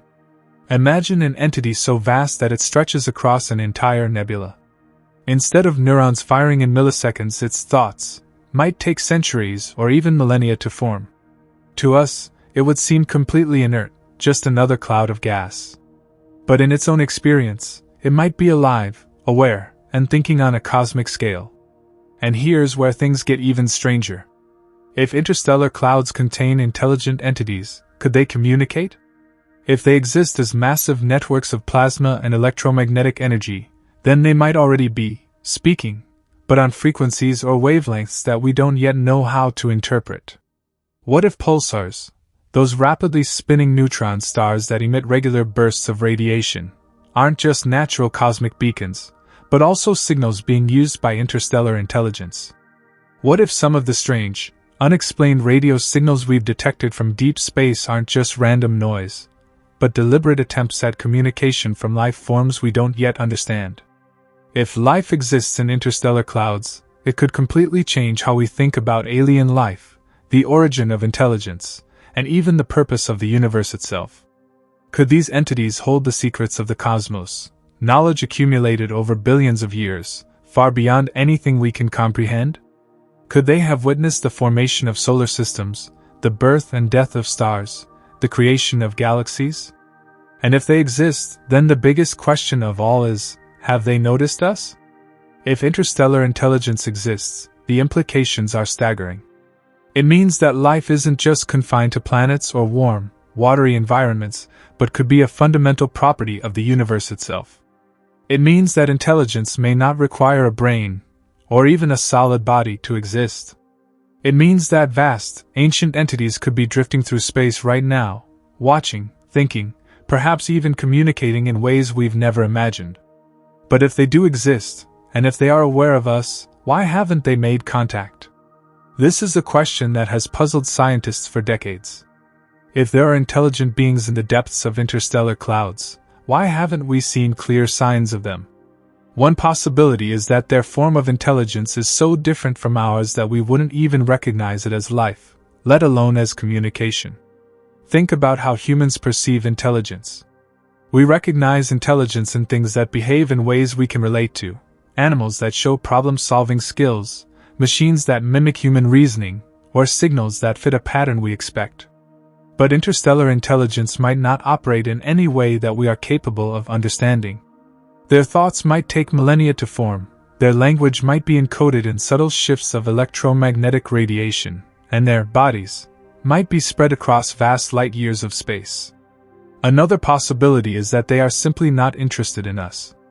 If interstellar clouds host life, and if it has existed for billions of years, then these entities would be far older and more advanced than anything on Earth. To them, we might be insignificant, a brief flicker of organic activity on a tiny, rocky planet orbiting an average star. They might not see a reason to reach out because, from their perspective, we're not even worth noticing yet. But what if they have noticed us? What if they are watching, waiting, or even subtly influencing our development in ways we don't perceive? Some scientists have speculated that if an advanced interstellar intelligence exists, it wouldn't necessarily communicate in a way that we expect. Instead of sending radio signals or spacecraft, it might interact with us through the fundamental forces of nature itself. Could some of the unexplained cosmic phenomena we observe, mysterious bursts of energy, strange fluctuations in gravity, unusual patterns in interstellar clouds, be signs of an intelligence we don't yet understand? Could these entities be using physics itself as a means of communication? And if so, what are they trying to tell us? There is also a more unsettling possibility. What if they don't want to be found? If interstellar intelligence exists, it may have reasons for remaining hidden. Perhaps it has learned from experience that announcing one's presence in the cosmos is dangerous. Maybe it has seen civilizations rise and fall, has witnessed violent conflicts on a scale we can't imagine, and has decided that secrecy is the best way to survive. If this is the case, then our attempts to search for alien life, our radio signals, our deep space probes, our endless curiosity, might be drawing attention in ways we don't fully understand. We assume that if there is life out there, it will want to communicate with us. But what if the opposite is true? What if the oldest, most advanced civilizations in the universe are silent for a reason? This brings us to one of the most terrifying possibilities of all. What if something is out there that they are hiding from? If interstellar life exists, and if it is actively avoiding detection, then what is it afraid of? Could there be something even older, even more powerful, lurking in the depths of space, something that consumes civilizations, that wipes out intelligent life before it can spread too far? If this is the case, then our relentless search for extraterrestrial intelligence might not be an act of discovery, but an act of calling out into the dark, hoping that whatever is out there is friendly. But what if it's not? What if the reason we haven't heard from interstellar civilizations is because the ones that made themselves known were destroyed? This idea, known as the dark forest hypothesis, suggests that the universe is like a vast, silent forest, where every civilization is a hunter, hiding in the shadows, afraid to make a sound. Because the moment you reveal your presence, you risk attracting something that is far more powerful than you are. If interstellar clouds host life, then perhaps they are more than just breeding grounds for organic molecules. Perhaps they are hiding places, vast cosmic shelters where life forms retreat to escape detection. Their diffuse, shifting nature would make them ideal places to avoid being seen, blending in with the background radiation of the universe. But if this is true, then what does it mean for us? Should we be searching for interstellar life? Or should we be doing everything we can to stay hidden? If interstellar clouds serve as hiding places, the next question becomes, what are they hiding from? Are they simply shielding fragile, early-stage life from the harshness of space? Or are they concealing something that has already reached a level of intelligence far beyond our own? If life exists in these clouds, is it there by necessity or by choice? The universe is a dangerous place. High-energy radiation, supernovae, black holes, and gamma-ray bursts can all wipe out entire solar systems in an instant. If life evolved in interstellar clouds, perhaps it did so because these environments offer some level of protection from cosmic threats. Unlike planetary surfaces, which are constantly exposed to meteors, solar flares, and planetary extinction events, a dense molecular cloud could provide a buffer against high-energy radiation. A life form adapted to exist within this ever-changing, protective cloud would be less vulnerable to the dangers that threaten life on planets. But what if the danger isn't natural? What if there's something else out there, something alive, something predatory? If life exists in interstellar clouds, could it be hiding from a larger, more dominant form of life that roams the cosmos? This is where things get deeply unsettling. When we think of extraterrestrial life, we often imagine it as either peaceful or indifferent to us. We assume that if advanced alien beings exist, they will either want to communicate or won't care about us at all. But what if the opposite is true? What if the universe operates on the same brutal, survival-driven rules as nature on Earth? On Earth, predator-prey relationships exist at every level of life. From microscopic bacteria being hunted by viruses to apex predators dominating entire ecosystems, the fight for survival never stops.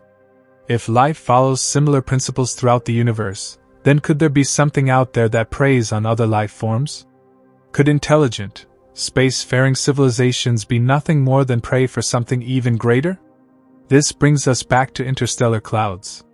If life exists within them, could it be because these clouds serve as natural camouflage? A civilization living inside a dense, ever-shifting mass of gas and dust would be almost impossible to detect. It would not emit the kinds of signals that would make it visible to the rest of the universe. It would be invisible to anything that hunts by looking for electromagnetic radiation, heat signatures, or technological artifacts. This idea is chilling because it suggests that the first forms of life to become truly spacefaring may have realized something that we haven't. Staying hidden is the only way to survive. But if interstellar life is avoiding detection, does that mean we are making a terrible mistake by trying to contact extraterrestrial civilizations? Humans have already sent numerous radio signals and probes into deep space, essentially announcing our presence to the cosmos. We assume that if there are other civilizations out there, they will be friendly. But what if they are not? What if we are unknowingly drawing attention to ourselves in a universe where staying silent is the key to survival? There is a disturbing possibility that some scientists have considered. What if Earth is an exception? What if most intelligent life in the universe has already learned that broadcasting signals is dangerous? What if civilizations that openly announce their presence are quickly wiped out, leaving only those who have mastered the art of staying silent? If interstellar clouds harbor life, then perhaps they are the last refuges of ancient beings who survived long enough to learn the ultimate truth of the universe. The loudest civilizations disappear first. This raises an even more terrifying question. If there is something out there that destroys civilizations that become too visible, then why are we still here? Have we simply not been noticed yet, or is there something protecting us? If interstellar life is hiding, it forces us to consider another possibility. Has Earth been overlooked, or have we been deliberately spared? If the universe is as hostile as some theories suggest, if there is some kind of force, intelligence, or entity that eliminates civilizations that reveal themselves, then why has Earth remained untouched for so long? One unsettling possibility is that we are simply too primitive to be worth noticing. Our radio signals have only been traveling for a little over a century, barely reaching the nearest stars. From the perspective of an ancient, space-faring intelligence, we might be the equivalent of insects, fleeting, insignificant, not even worth interacting with. Another possibility is that we have been noticed, but for reasons beyond our understanding, we have been left alone. Maybe there are rules, some kind of cosmic agreement that prevents advanced civilizations from interfering with developing life forms. This idea, often referred to as the zoo hypothesis, suggests that Earth is like a nature preserve, being watched but not disturbed. But why? If interstellar intelligence exists, why would it care about our development? Is it simply observing us as an experiment, or does it have a deeper reason for leaving us untouched? Could it be waiting for something? This leads to another disturbing question. What if there is a test we have to pass? What if the reason we haven't been contacted is that we have not yet demonstrated that we are ready? Many scientists have speculated that if advanced civilizations exist, they might be looking for signs of intelligence that go beyond mere technological advancement. Perhaps they are waiting for us to prove that we can survive without destroying ourselves. If that's the case, then interstellar clouds could be more than just hiding places. They could be the homes of ancient civilizations that have already passed this test. If they exist, they might be watching us, waiting to see if we will join them or if we will fall into the same pattern of self-destruction that has claimed countless civilizations before us. But what if there's another possibility? One that is even more unsettling. What if the reason we haven't been contacted is that we are not alone on Earth? If interstellar intelligence exists, and if it has been watching us, then is it possible that it has already influenced our development in ways we don't recognize? Could life on Earth have been shaped by forces far older and more advanced than we can comprehend?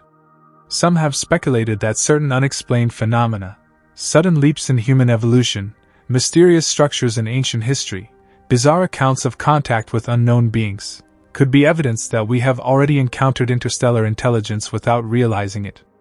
If life can exist in interstellar clouds, then who is to say it has not already visited us in a form we simply don't understand? But this raises an even bigger question. What if we are the interstellar intelligence? What if life on Earth didn't originate here at all? What if the first microbes, the first building blocks of DNA, or even the first spark of intelligence came from deep space, drifting through interstellar clouds for millions of years before finding a home on our planet? Could we be the descendants of an ancient civilization that once lived among the stars, only to be stranded here on Earth with no memory of our true origins? This idea, known as panspermia, suggests that life on Earth might not be unique at all. It could be part of a much larger cycle, one that has played out across the universe for billions of years. If life can survive in interstellar clouds, then it could spread from one system to another, seeding new worlds, evolving in countless different ways, and perhaps even leaving behind clues of its existence. But if this is true, then what does it mean for our future? Are we destined to return to the stars, to seek out the civilizations that came before us? Or are we doomed to repeat the cycle, rising, falling, and leaving behind nothing but ruins for the next civilization to discover? If life on Earth is part of a much larger cosmic cycle, then the biggest question becomes, what stage of that cycle are we in? Are we at the beginning, just starting to understand our place in the universe? Or are we in the middle of something much older, something that has played out countless times before? If interstellar clouds are home to ancient life, they might hold the key to answering this question. Imagine a civilization that existed long before Earth even formed, a civilization that learned how to survive in the dense molecular clouds that drift between the stars. Over millions, maybe even billions of years, it could have developed technology so advanced that it became indistinguishable from nature itself. Perhaps instead of building massive cities or spacecraft, it evolved in ways we cannot comprehend. Maybe it learned to exist as the clouds, spreading its consciousness across vast stretches of space, no longer bound by physical bodies or planetary surfaces. This would explain why we have not detected any obvious signs of intelligent life in the universe. We are looking for things that resemble us: cities, radio signals, spacecraft. But what if true intelligence has moved beyond such primitive concepts? What if it has merged with the fabric of the universe itself, existing as massive, shifting clouds of organic molecules, electromagnetic fields, or even pure data?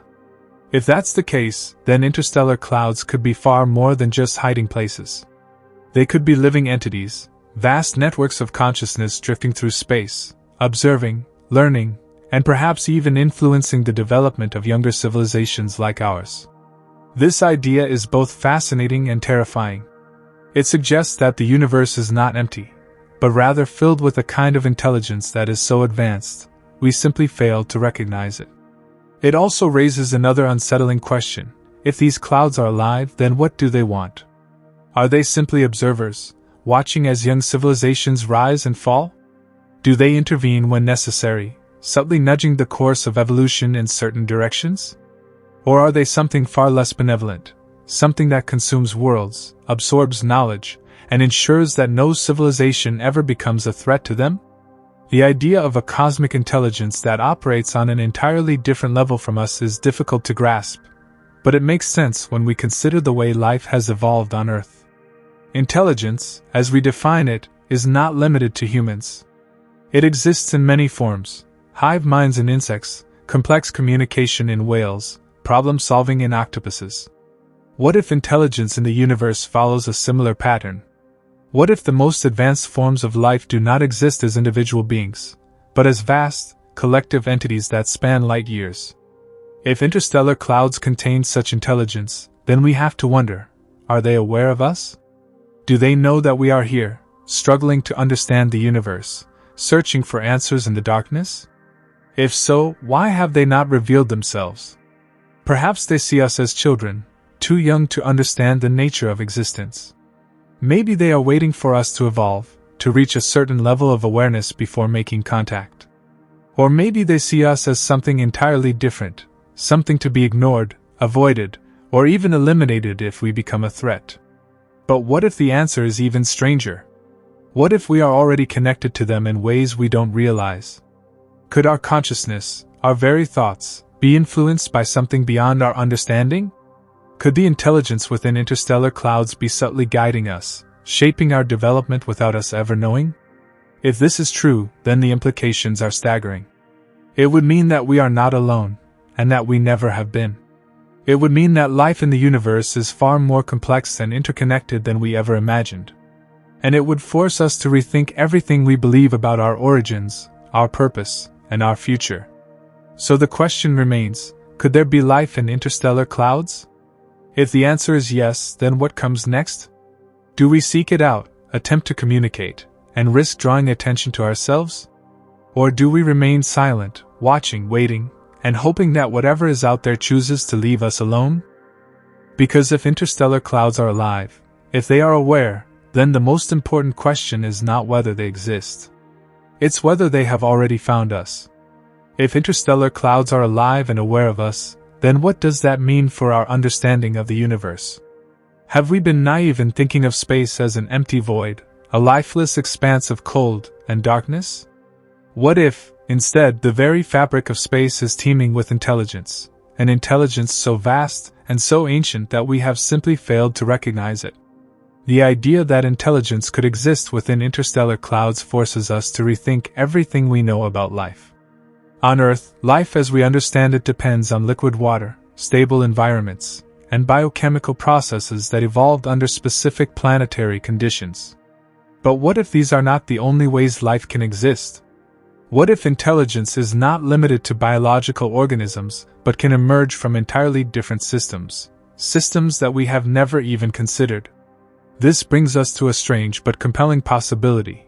What if interstellar clouds are not just homes for life but are themselves alive?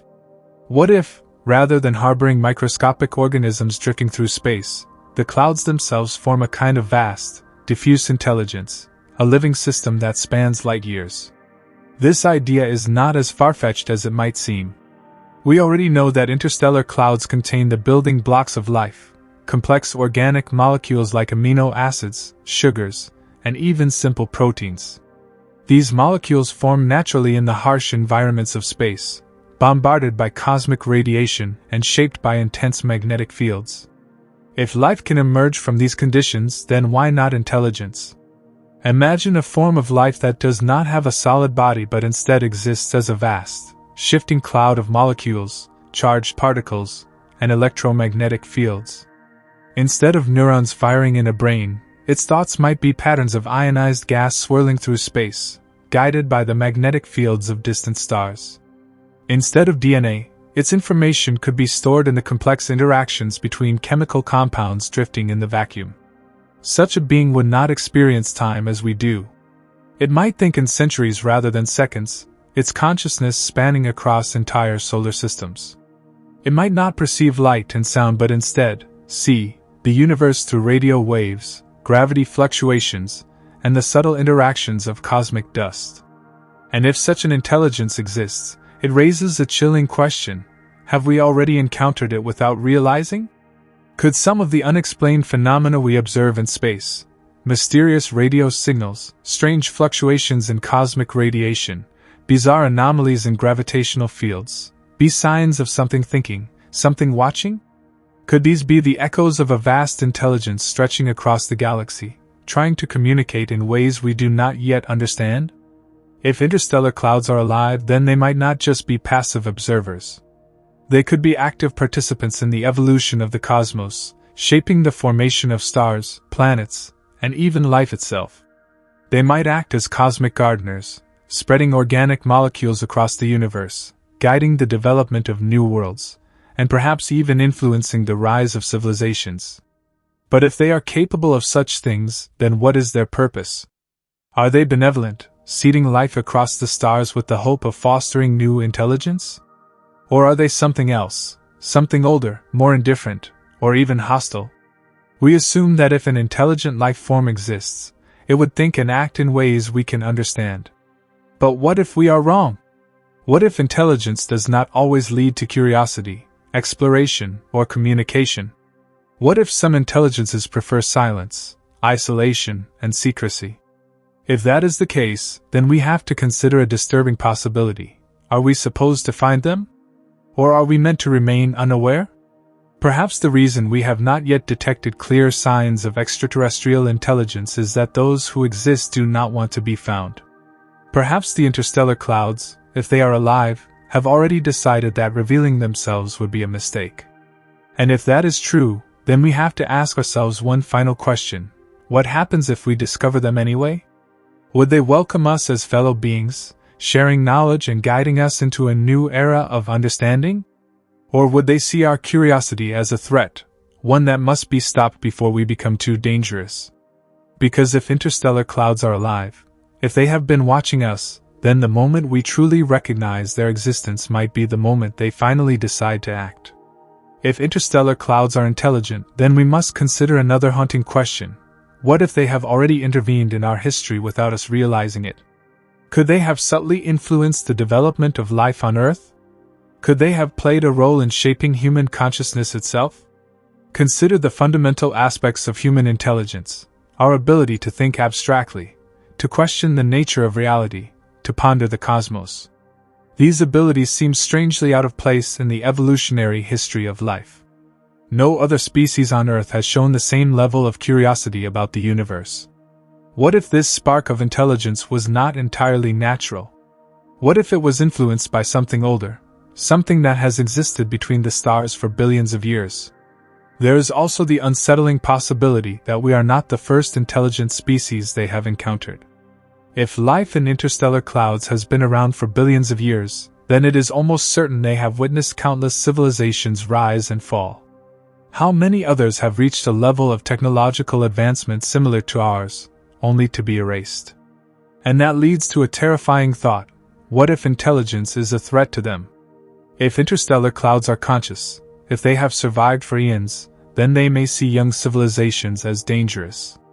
Perhaps they have observed what happens when species like ours develop technology, how we consume resources, alter our environments, and build weapons of unimaginable destruction. If they have seen this pattern play out before, then they may have already decided on the best course of action: elimination. What if the reason we have not found extraterrestrial life is that it has already been wiped out by something far older and more powerful than we can imagine? What if interstellar clouds are not just passive entities, but something more, something that enforces a kind of cosmic balance, ensuring that no civilization ever grows beyond a certain point? If that is true, then we are in danger. Our search for extraterrestrial intelligence, our radio signals, our deep space explorations, all of these actions may be drawing attention to ourselves. And if interstellar clouds are alive, if they are watching, then they may already be making a decision about our fate. But what if there is another possibility? What if, instead of seeing us as a threat, they see us as something valuable? Perhaps human consciousness, our ability to dream, to create, to wonder, represents something they lack. Maybe they do not seek to destroy us, but to merge with us. Could our thoughts, our emotions, and our very identities be drawn into a vast interstellar intelligence, absorbed into something far greater than ourselves?